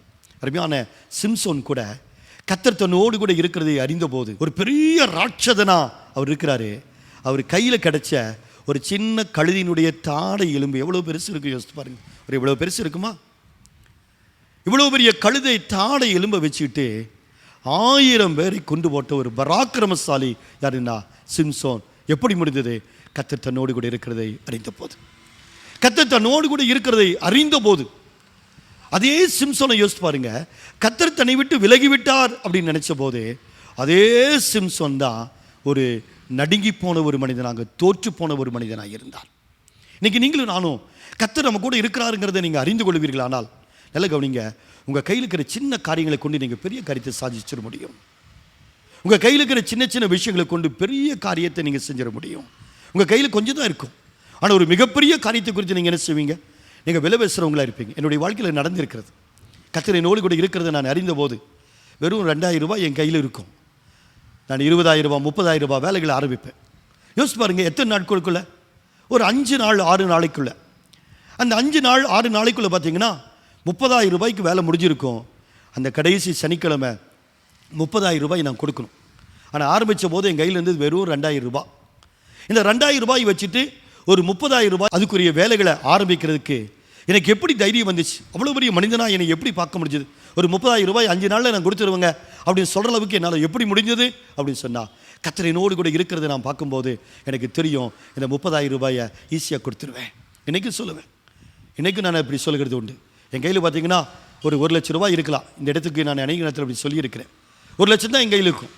நான் மற்றவங்களுடைய சொல்லுவேன், 5 லட்சம் இருக்குன்னு நினச்சிங்க அப்படின்னு. ஒரு 4 லட்சம் ரூபாயை ஒரு மனிதன் சேர்க்கறதுக்கு எவ்வளோ நாட்கள் வேணும்? சில நேரத்தில் வருஷங்கள் நமக்கு வேணும். சிலருடைய 1 வருஷ சம்பளம் தாங்க 4 லட்சம் ரூபாய்கள். நான் சொல்லுவேன், 1 லட்சம் என் கையில் இருக்கும். நான் சொல்லுவேன், 5 லட்சம் கொடுத்துறேன் பிரதர் அப்படின்னு சொல்லியிருப்பேன். எப்படி அந்த 4 லட்சம் ரூபாயை ஒரு வாரத்துக்குள்ளே, 2 நாளைக்குள்ளே, ஒரு 10 நாளைக்குள்ளே கொடுத்துருவேன் அப்படின்னு ரொம்ப ஈஸியாக சொல்லிடுவேன். எப்படி சொல்ல முடிந்தது? எனக்கு ஒன்று தெரியும், அப்படிப்பட்ட தேவன் என்னோடு கூட இருக்கிறார், அப்படிப்பட்ட ஆண்டவர் என்னோடு கூட இருக்கிறார் என்பதை நான் அறிந்து கொள்ளுகிற போது எனக்கு நல்லா தெரியும் நான் எப்படிப்பட்டவன்னா, ஒரு 5 லட்சம் ரூபாயுடைய ஒரு மனிதனாக என்னை பார்க்கிறேன், ஒரு 10 லட்சம் ரூபாய் உள்ள ஒரு மனிதனாக என்னை நான் பார்க்கிறேன். அதாவது ஈஸியாக நான் சொல்லிடுவேன், 5 லட்சம்னு கணக்கு வச்சுங்க, 5 லட்சம் கையில் இருக்குன்னு கணக்கு வச்சுங்க அப்படின்னு நான் ஈஸியாக சொல்லிடுவேன். அருமையான கிறிஸ்துவில் பிரியமானவர்களே, ஒரு பெரிய ஒரு கிதியோன், ஒரு ராட்சதனாய் தன்னை பார்க்கிற ஒரு கிதியோன், ஒரு மிகப்பெரிய வெட்டுக்கிளிகளைப் போல இருக்கிற மீதியானியருக்கு முன்பதாக யுத்தத்துக்கு போகிறதுக்கு தன் கையில் இருக்கிற மட்பாண்டத்தை ஒரு மிகப்பெரிய ஜெயத்தின் ஆயுதமாய் அவரால் பார்க்க முடிந்தது. யோசித்து பாருங்க, அருமையான தாவீதை குறித்து ஒரு நிமிஷம் யோசித்து பாருங்க. ஒரு மிகப்பெரிய கோலியாத்துக்கு முன்னால் நிற்கிறார். அவன் ராட்சதன். அவனுடைய கரத்தில் இருக்கிற ஈட்டியும், அவனுக்கு அணிந்திருக்கிற அந்த தலைசீராவும், அவன் மார்பில் இருக்கிற அந்த மார்க்கவசம் சாதாரணமாக இல்லை, அது பயங்கர அது ஆயுதமாய் காணப்படுகிறது. அந்த மிகப்பெரிய ஒரு மனிதனுக்கு முன்னால் இந்த அருமையான தாவீது ஒரு குட்டி பையனாக இருக்கிறான். சவுல் ராஜா கூட பயப்படுறாரு, ஐயோ இந்த இளைஞன் யார் பையன் அது அப்படின்னு கேட்குறாரு. இந்த கோலியாத் சொல்கிறான், நீயாடா வந்து என்னை ஜெயிக்க போகிறவா, உன்னை பிச்சு நான் போட போகிறேன், பறவைகள் உன்னை சாப்பிட போகுது, உன்னை பிச்சு பறவைகளுக்கு இறையா நான் போட போகிறேன் வா அப்படிங்கிறாரு. அப்படிப்பட்ட ஒரு சின்ன இளைஞனாய், ஒரு சின்ன வாலிபனாய், ஒரு சின்ன பையனாய் இருக்கக்கூடிய ஒரு தாவீது. ஆனால் அந்த கோலியாத்துக்கு முன்பதாக தன்னை கோலியாத்தை விட ஒரு மிகப்பெரிய ராட்சதனாய் இந்த அருமையான தாவீதினால் பார்க்க முடிந்தது. ஒரே காரணம் என்னன்னா, அந்த இஸ்ரவேலின் தேவனாகிய கர்த்தர், சேனைகளின் கர்த்தர் என்னோடு கூட இருக்கிறார் என்பதை இந்த தாவீது தன்னுடைய வாழ்க்கையில் பல முறை பார்த்தவர். ஆடு வைத்து கொண்டிருந்த போது சிங்கம் வந்தது, கரடி வந்தது, அப்படிப்பட்ட நேரத்தில் எல்லாம் கர்த்தர் தன்னோடு கூட இருக்கிறதை அவர் அறிந்து கொண்ட போது ஒரு சிங்கத்தை பார்க்கிலும் பலவானாக, ஒரு கரடியை பார்க்கிலும் பலவானாக தன்னை பார்க்க முடிந்தது. அப்படி அவர் பார்த்ததுனால தேவனுடைய பலத்தோடு கூட சிங்கத்தையும் கரடியும் பிடித்து வாய் கிழித்து போட்டு அதுக்குள் இருக்க ஆட்டுக்குட்டிகளை தப்புவிக்க இந்த தாவீதினால முடிந்தது. அது சொல்றாரு, அந்த இடத்துல எனக்கு உதவி செய்த தேவன் இன்னும் என்னோடு கூட இருக்கிறார். அவன் ராட்சதனாக இருக்கலாம், நான் வாலிபனாக இருக்கலாம், அவன் தலையில் தலைசீராக இருக்கலாம், மார்க்கவசம் இருக்கலாம், கேடகம் இருக்கலாம், ஒரு பெரிய பட்டயம் இருக்கலாம், அவனுடைய காலில் ஒரு பயங்கர ஷூ இருக்கலாம். ஆனால் இதெல்லாம் எனக்கு இல்லை. ஆக்சுவலாக என்னுடைய நிலைமை என்னன்னா, அவனுக்கு முன்னால் நான் ஒரு சாதாரணமான ஒரு வாலிபன், ஒரு ஆட்டிடையன். நான் ஆட்டிடையனுக்குரிய ஒரு வஸ்திரம். ஒருவேளை அவன் கேட்டுக்கலாம், நான் எப்படி ஜெயிக்க முடியும், நான் எப்படி போக முடியும், அவனுடைய ஒரு ஈட்டினுடைய சைஸு கூட நான் இல்லையே, அவனுடைய ஒரு கால் சைஸு கூட நான் இல்லையே, அவனை எப்படி ஜெயிக்க முடியும் அப்படின்னு தான் சொல்லி கேட்டிருக்கலாம். ஆனால் தாவீது அப்படி சொல்லலை. அவன் யார்? நான் போகிறவனுக்கு முன்னால் யுத்தத்திற்கு. ஒரே காரணம் என்னன்னா, இந்த தாவீது தன்னை ஒரு கோலியாத் ஆகிய ராட்சதனை பார்க்கலோ மிகப்பெரிய ராட்சதனாக, கோலியாத்தை விழத்தள்ளுகிற, கோலியாத்தை கிழித்து போடுகிற ஒரு ராட்சதனாக இந்த தாவீதினாலே தன்னை பார்க்க முடிந்தது. அப்படி தான் அவன் நடந்துச்சு. அப்படி நடந்ததுக்கு காரணம் கர்த்தர் தன்னோடு கூட இருக்கிறார் என்பதை அறிந்து கொண்டார். சேனைகளின் கர்த்தர் தன்னோடு கூட இருக்கிறதை அவர் அறிந்து கொண்ட பிறகு இந்த அருமையான தாவீது எப்படி தன்னை பார்க்கிறார்னா, கோலியாத்தை விட பெரிய ஒரு ஆளாக தன்னை பார்க்கிறார். கோலியாத்துடைய கரத்தில் இருக்கிற மிகப்பெரிய ஆயுதங்களை பார்க்கலாம், தன்னுடைய கையில் இருக்கிற கூழாங்கல் பெருசுங்கிறத இந்த தாவீது பார்க்க முடிஞ்சது. யோசித்து பாருங்க, அவர் 5 கூழாங்கலை எடுத்தார். அவருக்கு தெரியும், ஒரே கூழாங்கல்ல நான் நடிச்சு போடுவேன்னு தெரியும். கையில் இருக்கிற ஒரு சின்ன கூழாங்கல், கையில் இருக்கிற ஒரு சின்ன கூழாங்கல் இந்த அருமையான இந்த தாவீதுடைய கரத்தில், கோலியாத்துடைய கரத்தில் இருக்கிற மிகப்பெரிய ஆயுதங்களை பார்க்கணும் பெருசாக இருந்துச்சு. அப்படிதான் தாவீது பார்த்தாரு. நீ எவ்வளோ பெருசாக இருக்கலாம், இதை கொண்டு உன்னை அடிச்சு கழுதலிடுவேன். எப்படி கிதியோன் வெட்டுக்கிளிகளைப் போல அதுக்கு அதிகமாக இருக்கிற மீதியானியரை தன் கையில் இருக்கிற பானைகளை கொண்டு, 300 பானைகளை கொண்டு, இன்னும் அவரையும் சேர்த்துனா 301 பானைகள், இந்த 301 பானையை கீழே போட்டு உடைக்கிறதுல இந்த மீதியானியரை ஜெயித்து விட முடியும் அப்படின்னு இந்த அருமையான கிதியோன் நம்பினார் பாருங்க. இந்த தாவீது அப்படித்தான் நம்புறாரு.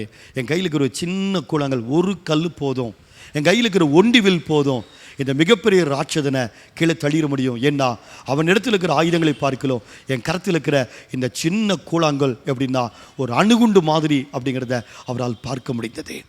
இந்த அருமையான இந்த காலவேளையில் கிறிஸ்துவில் பிரியமானவர்களே, உங்களை பார்த்து அந்த வார்த்தையை தான் நான் சொல்லும்படியாய் நான் விரும்புகிறேன். என்ன அப்படின்னா, கர்த்தர் உங்களோடு கூட இருக்கிறதை நீங்கள் அறிந்து கொள்வீர்களானால் உங்கள் வாழ்க்கையில் உங்களை மிகப்பெரிய மனிதர்களாய் உங்களை நீங்கள் பார்த்துட முடியும், பராக்கிரமசாலியாக உங்களை நீங்கள் பார்த்துட முடியும், ஒரு மிகப்பெரிய ராட்சதனாய் உங்களை பார்த்துட முடியும், ஒரு மிகப்பெரிய ஒரு தளபதியாக, ஒரு தலைவனாக உங்களை நீங்கள் பார்த்துட முடியும். அது மாத்திரமல்ல, உங்கள் கையில் இருக்கிற சின்ன சின்ன சின்ன சின்ன காரியங்கள் மிகப்பெரிய காரியங்களை செய்து முடிக்கிறதுக்கு போதுமானதாக உங்கள் கண்கள் பார்க்க ஆரம்பிக்கும். மிகப்பெரிய காரியங்களை செய்து முடிக்கிறதுக்கு உங்கள் கையில் இருக்கிற சின்ன பணங்கள் போதுமானதாக உங்கள் கண்கள் பார்க்க ஆரம்பிச்சு. ரொம்ப ஆச்சரியமாக இருக்கும். உடைய பார்வை மாறிடும், உங்களை குறித்து உங்கள் பார்வை மாறிடும். உங்கள் கையில் இருக்கிற சின்ன சின்ன சூழல்களை பார்க்க உங்கள் பார்வை மாறிடும். ரொம்ப ஆச்சரியமாக இருக்கும், ரொம்ப ஆச்சரியமாக இருக்கும். உங்களுக்கு நான் ஏற்கனவே சொன்ன பாருங்க, கடந்த வாரங்களில் சொன்னதை போல் என் கண்ணுக்கு தெரிந்த ஒரு பெட்ரோல் ஏறக்குறைய ஒரு 60-70 கிலோமீட்டர் போயிட்டு வர்றதுக்கு போதுமானதாய் என்னுடைய கண்கள் பார்த்தது. ஏன்? கர்த்தர் என்னோடு கூட இருக்கிறதுனால என் கையில் இருக்கிற சின்னது போதும் ஒரு மிகப்பெரியதை சாதிப்பதற்கு, ஒரு மிகப்பெரியதை சாதிப்பதற்கு. அப்படி தான் நடந்துச்சு என்னுடைய வாழ்க்கையில். அப்படி தான் நடந்துச்சு. இந்த அருமையான தாவீது ஒரு சின்ன கூழாங்கலை வச்சு ஒரு பெரிய காரியத்தை ஜெயிக்கிற ஒரு மனிதனாக அவர் காணப்படுகிறார். கர்த்தருடைய கரம் அப்படித்தாங்க. கர்த்தருடைய கரம் நம்மோடு கூட இருந்தா கர்த்தர் அப்படித்தான் நமக்கு செய்வார். சின்ன காரியம் போதும், ஒரு 5 அப்பமும் 2 மீனும் போதும். கர்த்தர் நம்மோடு கூட இருப்பாரானா ஒரு பெரிய கல்யாணத்தை நடத்திட முடியும், ஒரு பெரிய வீட்டை கட்டிட முடியும்.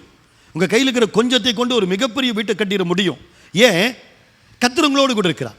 கர்த்தர் உங்களோடு கூட இருக்கிற போது நீங்கள் பயப்பட மாட்டீங்க. ஒரு பெரிய கல்யாணத்தை நடத்துறதுக்கு இன்றைக்கி இருக்கிற நிலையில் குறைஞ்சபட்சம் ஒரு 7-8 லட்சங்கள் 10 லட்சம் பக்கம் நமக்கு தேவைப்படுகிறது. ஒருவேளை இன்றைக்கு யோசித்து பாருங்க, கர்த்தர் உங்களோடு கூட இருக்கிற போது உங்கள் கையில் ஒன்றுமே இல்லைனாலும், நீங்கள் அதுக்கு தகுதியற்றவர்களாக இருந்தாலும் நீங்கள் எப்படி உங்களை பார்ப்பீங்கன்னா ஒரு பெரிய ஐஸ்வர்யமானவங்களை பார்ப்பீங்க. ஒரு பெரிய வீட்டை கட்டி முடிக்கிறதுக்கு இன்றைக்கி ஒரு 40 லட்சம் 50 லட்சம் வேணும்னா உங்களால் அது முடியும் அப்படின்னு நீங்கள் நினைப்பீங்க. அதற்கு தகுதியுடைய ஒருவனாக உங்களை நீங்கள் பார்ப்பீங்க. எப்பொழுது? கர்த்தர் உங்களோடு கூட இருக்கிறதை நீங்கள் பார்க்கிற போது. கர்த்தர் உங்கள் கூட இருக்கிறத உங்களால் காண முடியலன்னா, உங்கள் கையில் 50 லட்சம் இருந்தால் கூட ஒரு வீட்டை கட்டி முடிக்க முடியுமான்னு அதை ஆரம்பிக்கிறதுக்கே நீங்கள் துவச்சிட்ருப்பீங்க. ஒரு கல்யாணத்தை செஞ்சிட முடியுமா அப்படின்னு சொல்லி பேச்சு கொடுக்கிறதுக்கு நீங்கள் என்ன செய்வீங்கன்னா, நீங்கள் யோசித்து கொண்டே இருக்கிறவர்களாய் நீங்கள் இருப்பீங்க. இந்த காலவேளையில் உங்களை பார்த்து சொல்கிறேன், முதல்ல கர்த்தர் உங்களோடு கூட இருக்கிறது புரிஞ்சுக்கு. நீங்கள் தோல்வியில் இருந்தாலும் கர்த்தர் உங்களோடு இருக்கிறார். நீங்கள் பயந்தாங்கொழியாக இருந்தாலும் கர்த்தர் உங்களோடு கூட இருக்கிறார். அருமையான யோசிப்பை போல அடிமையாய் ஜெயிலில் கிடந்தாலும், அரண்மனையில் அடிமையாய் கிடந்தாலும், குற்றச்சாட்டப்பட்டவனாய் இருந்தாலும், அநியாயமாய் பழிஞ்சாட்டப்பட்டவர்களாய் நீங்கள் காணப்பட்டாலும் சரி, கர்த்தர் அந்த இடத்திலும் அந்த நிலையிலும் உங்களோடு கூட இருக்கிறார். நீங்கள் 7 மடங்கு உயர்த்தப்பட்டிருக்கிற அக்கினி சூளையின் நடுவிலே கிடந்தாலும் கர்த்தர் அந்த இடத்துல உங்களோடு கூட இருக்கிறார் அப்படிங்கிறத நீங்கள் விசுவாசிக்கணும். வியாதி படுக்கையில் கிடந்தாலும் பரவாயில்ல, விசுவாசிங்க, கர்த்தர் உங்களோடு கூட இருக்கிறார். தரித்திரத்தில் இருக்கிறீங்களா? பரவாயில்ல, கர்த்தர் உங்களோடு கூட இருக்கிறார்னு நீங்கள் விசுவாசிங்க. ஒன்றுமே செய்ய முடியாமல் அப்படியே லாக்டவுனில் நீங்களும் லாக் ஆகி உட்கார்ந்து இருக்கிறீங்களா? நீங்களும் லாக்டவுன் ஆகிட்டீங்களா? பரவாயில்ல, அந்த இடத்துலையும் கர்த்தர் உங்களோடு கூட இருக்கிறார் அப்படிங்கிறது நீங்கள். கர்த்தர் உங்களோடு கூட இருக்கிறார் அப்படிங்கிறத நீங்கள் நினைக்க நினைக்க நினைக்க நினைக்க நீங்கள் எப்படி மாறிடுவீங்கன்னா, கர்த்தர் உங்களை எப்படி பார்க்கிறாரோ அப்படி நீங்களே உங்களை பார்க்கிறவர்களாய் மாறிவிடுவீர்கள். ரொம்ப ஆச்சரியமாக இருக்கும். கர்த்தர் உங்களை எப்படி பார்க்குறாரு அப்படி பார்ப்பீங்க. உங்களையே கர்த்தர் உங்களை பராக்கிரமசாலியை பார்ப்பாரு, நீங்கள் உங்களை பராக்கிரமசாலியை பார்ப்பீங்க. கர்த்தர் தாவீதை கோலியாத்தை விட பெரிய ராட்சதனாய் கர்த்தர் தாவீதை பார்த்தாரு. இந்த தாவீது தன்னை அப்படி பார்க்குறாரு, கோலியாத்தை விட ஒரு பெரிய மனிதனாக. கர்த்தர் யோசேப்பை பார்வோனுக்கு ஆலோசனை சொல்கிறவனாய் பார்க்கிறார். பார்வோனுக்கே பெரிய காரியத்தை செய்கிறவனாய் இந்த யோசேப்பை பார்க்குறாரு. யோசேப்பும் தன்னை பார்வோனுக்கு ஆலோசனை கொடுக்கிறவராக, பார்வோனுக்கே காரியங்களை செய்கிற ஒருவராக யோசேப்பினால தன்னை பார்க்க முடிந்தது. நீங்களும் அப்படித்தான் மாறிடுவீங்க. எந்த சூழ்நிலையாக இருந்தால் கர்த்தர் உங்களோடு கூட இருக்கிறத பாருங்க. எந்த நிலையில் நீங்கள் இருந்தால் பரவாயில்ல, தரித்திரத்தில் இருக்கிறீங்களா பரவாயில்ல, பிரச்சனைக்குள்ள இருக்கிறீங்களா பரவாயில்ல, உங்கள் பார்வை மாறட்டு. இன்னைக்கு உங்கள் பிரச்சனைக்கு நடுவில் ஐயோ பிரச்சனையில் கிடக்கிறேனே, ஐயோ தரித்திரமாக இருக்குனே, கையில் ஒன்றுமே இல்லையே, சூழ்நிலை பயங்கரமாக இருக்குது அப்படின்னு நீங்கள் நினைத்து கொண்டிருப்பீங்க. ஆனால் கர்த்தர் உங்களை வித்தியாசமாக பார்த்துட்டு இருப்பார். உங்களை பராக்கிரமசாலியாக பார்த்துட்டு இருப்பார். கர்த்தர் உங்களை ராட்சதனாக பார்த்துட்டு இருப்பார். கர்த்தர் உங்களை பெரிய ஆளாக பார்த்துட்டு இருப்பார். கர்த்தர் உங்களை ஆசீர்வதிக்கிறவனாக பார்த்துட்டு இருப்பார். ஆனால் நீங்கள் உங்கள் பிரச்சனையவே பார்த்துட்டு இருந்தீங்கன்னா கர்த்தர் உங்களை பார்க்கறது போல நீங்கள் உங்களை பார்க்க முடியாமல் போயிடும். நீங்கள் உங்களை அப்படி பார்க்க முடியாமல் போயிட்டா உங்களுடைய பிரச்சனைகளுக்கு முன்னால் நீங்கள் தோற்று போகிறவர்களாகி நீங்கள் மாறிடுவீங்க. பயங்கர சூழ்நிலையிலிருந்து உங்களால் வெளியே வரவே முடியாது. ஒவ்வொரு அறுவடையின் காலத்திலும் இந்த கிதியோனுடைய வாழ்க்கை பார்த்தீங்கன்னா இப்படியே தான் அடிமையாகி வாழ்ந்தார். கஷ்டப்பட்டு தானியங்களை சேகரிப்பார்கள், கஷ்டப்பட்டு அறுவடையை அறுத்து கொண்டு வந்து வைப்பாங்க.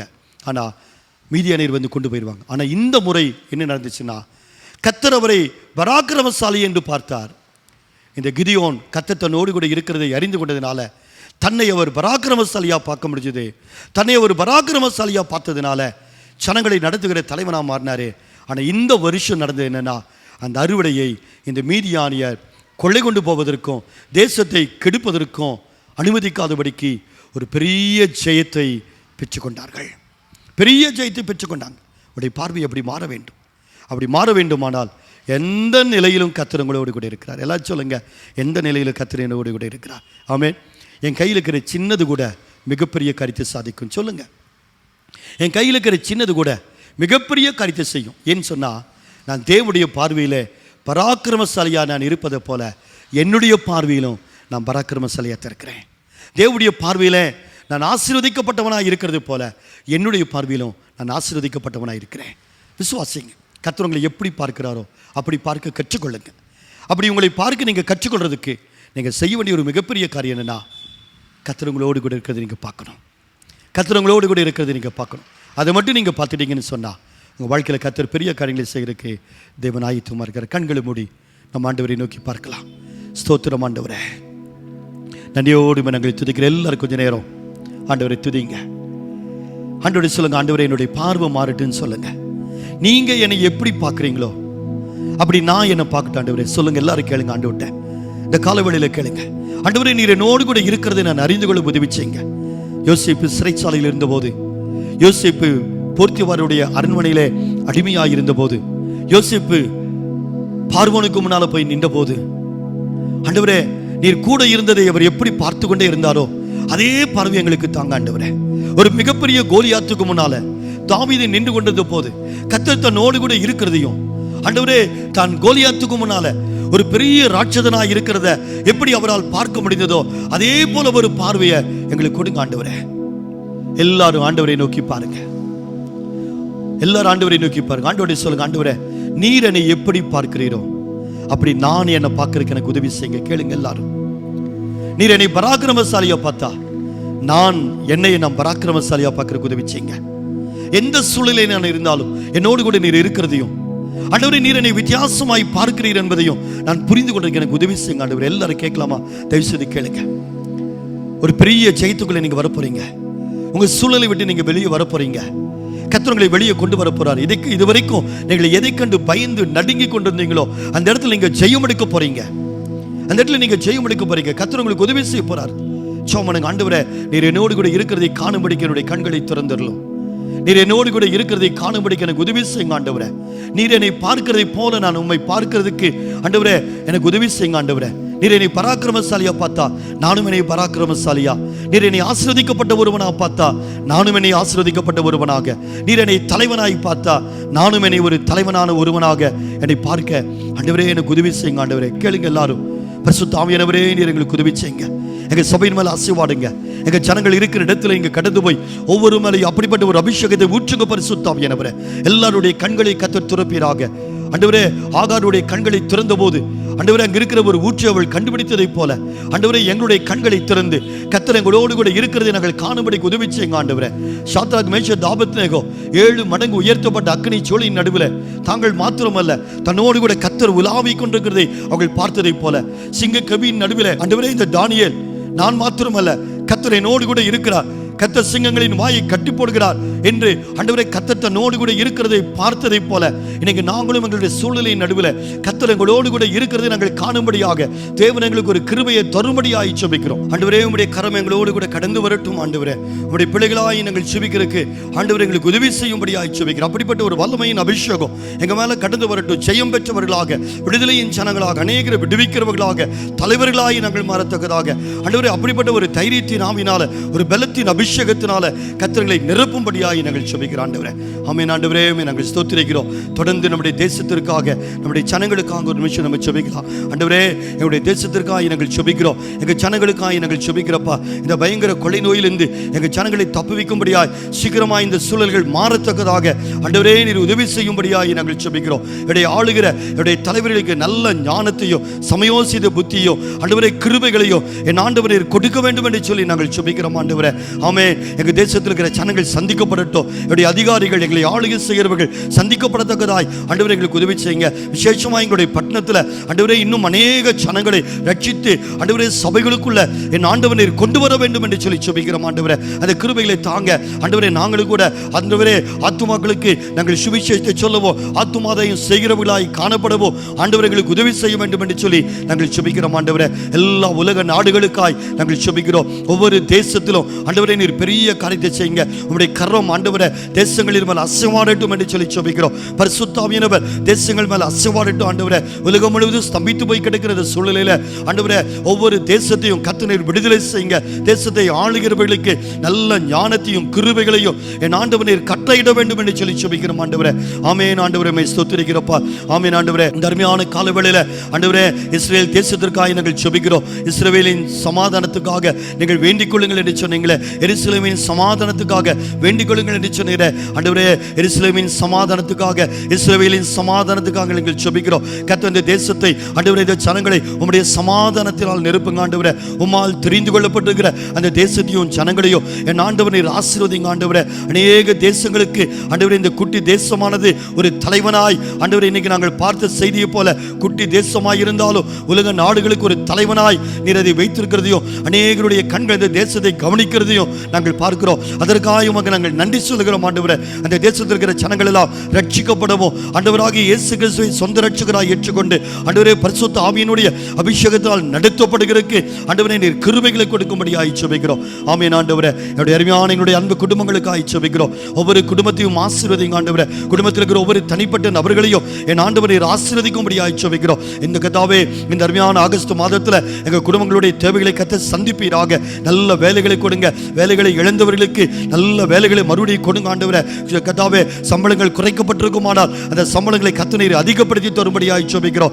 5 அப்பத்தையும் 2 மீனை கொண்டு ஆசீர்வதித்த 5000க்கும் அதிகமான ஜனங்களுக்கு ஆகாரம் கொடுத்த தேவன் எங்க ஜனங்களுடைய கரத்தில் இருக்கிற கொஞ்சத்தை கொண்டு ஆண்டவரே இந்த மாதம் முழுவதும் திருப்தியாய் சாப்பிடவும் சம்பூரணமாய் சாப்பிடவும் மீதி எடுக்கவும் ஆண்டவரே எங்க ஜனங்களுக்கு நீர் கிருபை கொடுக்கும்படியாய் ஜெபிக்கிறோம். இந்த மாதத்தில் மட்டும் இல்ல, இனி வருகிற மாதங்களிலும் இனி வருகிற காலங்களிலும் எங்க ஜனங்கள் ஆசீர்வாதமாய் வாழ, சுகதேகிகளாய் வாழ ஆண்டவரே நீர் கிருபை தரும்படியாய் ஜெபிக்கிறோம். எல்லா வியாதிகளையும் நாங்கள் அதட்டுகிறோம் இயேசுவின் நாமத்தில். தரித்திரங்களை நாங்கள் அதட்டுகிறோம் இயேசுவின் நாமத்தில். எங்க ஜனங்களுக்கு ஒரு பெரிய விடுதலை நாங்கள் பேசுகிறோம் இயேசுவின் நாமத்தினால. ஆமா ஆண்டவரே உம்மை நாங்கள் துதிக்கிறப்பா. கர்த்தர் பெரிய காரியங்களை என் ஆண்டவர் செய்ய போகிறதுக்காக நன்றி சொல்கிறோம். எங்கள் எல்லாருடைய பார்வை எங்களை குறித்து, எங்க குடும்பத்தை குறித்து, எங்க கரத்தில் இருக்கிறவைகளை குறித்து ஆண்டவரே எங்களுடைய பார்வை இந்த நாட்களில் மாறுகிறதுக்காக நாங்கள் நன்றி சொல்கிறோம். இதுவரைக்கும் எங்க பிரச்சனைகள், எங்க சூழல்களை குறித்து நாங்கள் வைத்திருந்த எண்ணங்கள் மாறி அவைகள் ஒன்றுமில்லை என்று நாங்கள் நினைக்கிற ஒரு பார்வையை ஆண்டவரே அப்படிப்பட்ட ஒரு எண்ணத்தை எங்கள் ஒவ்வொருவருக்கும் நீர் கொடுக்க போகிறீர். அதற்காக நன்றி சொல்கிறோம். எங்களுடைய விடுதலைகளும் எங்களுடைய வெற்றிகளும் ஆரம்பிக்கிறதுக்காக நன்றி சொல்கிறோம். எங்களுக்கு முன்னாலுக்கு நின்று கொண்டிருந்த, இதுவரைக்கும் எங்களுக்கு முன்னால நின்று எங்களை மிரட்டி கொண்டிருந்த எங்களுடைய பிரச்சனைகள் எல்லாம் எங்களை கண்டு விலகி ஓடுகிறதுக்காக நன்றியோடு நாங்கள் ஸ்தோத்திரிக்கிறோம். தொடர்ந்து பொறுப்படுத்திக் கொள்ளுங்க. பெரிய காரியத்தை என் ஆண்டவர் செய்யும்படியாய் ஜெபிக்கிறோம். சகல துதியும் கனமும் மகிமையும் மாட்சிமையும் தகப்பனே நாங்கள் உமக்கு மாத்திரம் செலுத்துகிறோம். நீர் பெருகவும் நாங்கள் சிறுகவும், நீர் வெளிப்படவும் நாங்கள் மறைந்து கொள்வோம். எங்களுக்கு ஒரு கிருபை தாரும் ஆண்டவரே. பொறுப்படுத்திக் கொள்ளுங்க, ஆசீர்வதிங்க. ஆண்டவராகிய இயேசு கிறிஸ்துவின் இன்ப நாமத்தில் ஜெபிக்கிற ஜீவனுள்ள பிதாவே, ஆமென் ஆமென். என் ஆத்துமாவே கர்த்தரை ஸ்தோத்திரி, என் முழுமே ஒரு பரிசுத்த நாமத்தை ஸ்தோத்திரி. என் ஆத்துமாவே கர்த்தரை ஸ்தோத்திரி, கர்த்தர் செய்த சகல உபகாரங்களை மறவாதே. ஆமேன், ஆமேன். கர்த்தர் உங்களை ஆசீர்வதித்து உங்களை காக்க கடவர். கர்த்தர் தம்முடைய முகத்தை உங்கள் மேல் பிரகாசிக்க பண்ணி உங்கள் மேல் கிருபையாயிருக்க கடவர். கர்த்தர் தம்முடைய முகத்தை உங்கள் மேல் பிரசன்னமாக்கி உங்களுக்கு சமாதானம் கட்டளையிட கடவர். ஆமேன், ஆமேன், ஆமேன். ஹல்லேலூயா. கர்த்தர் உங்களை ஆசீர்வதிப்பாராக. இப்போ பக்கத்துல இருக்கிறவங்களை கருத்து பிடிச்சு சொல்லுங்க, பராக்கிரமசாலியே கர்த்தர் உன்னோடு கூட இருக்கிறார். சொல்லுங்க, தைரியமா சொல்லுங்க. வீட்டில் இருக்கிறவங்களை பார்த்து சொல்லுங்க. இப்போ சிரிக்கிறாங்களா நான் பார்க்குறேன்.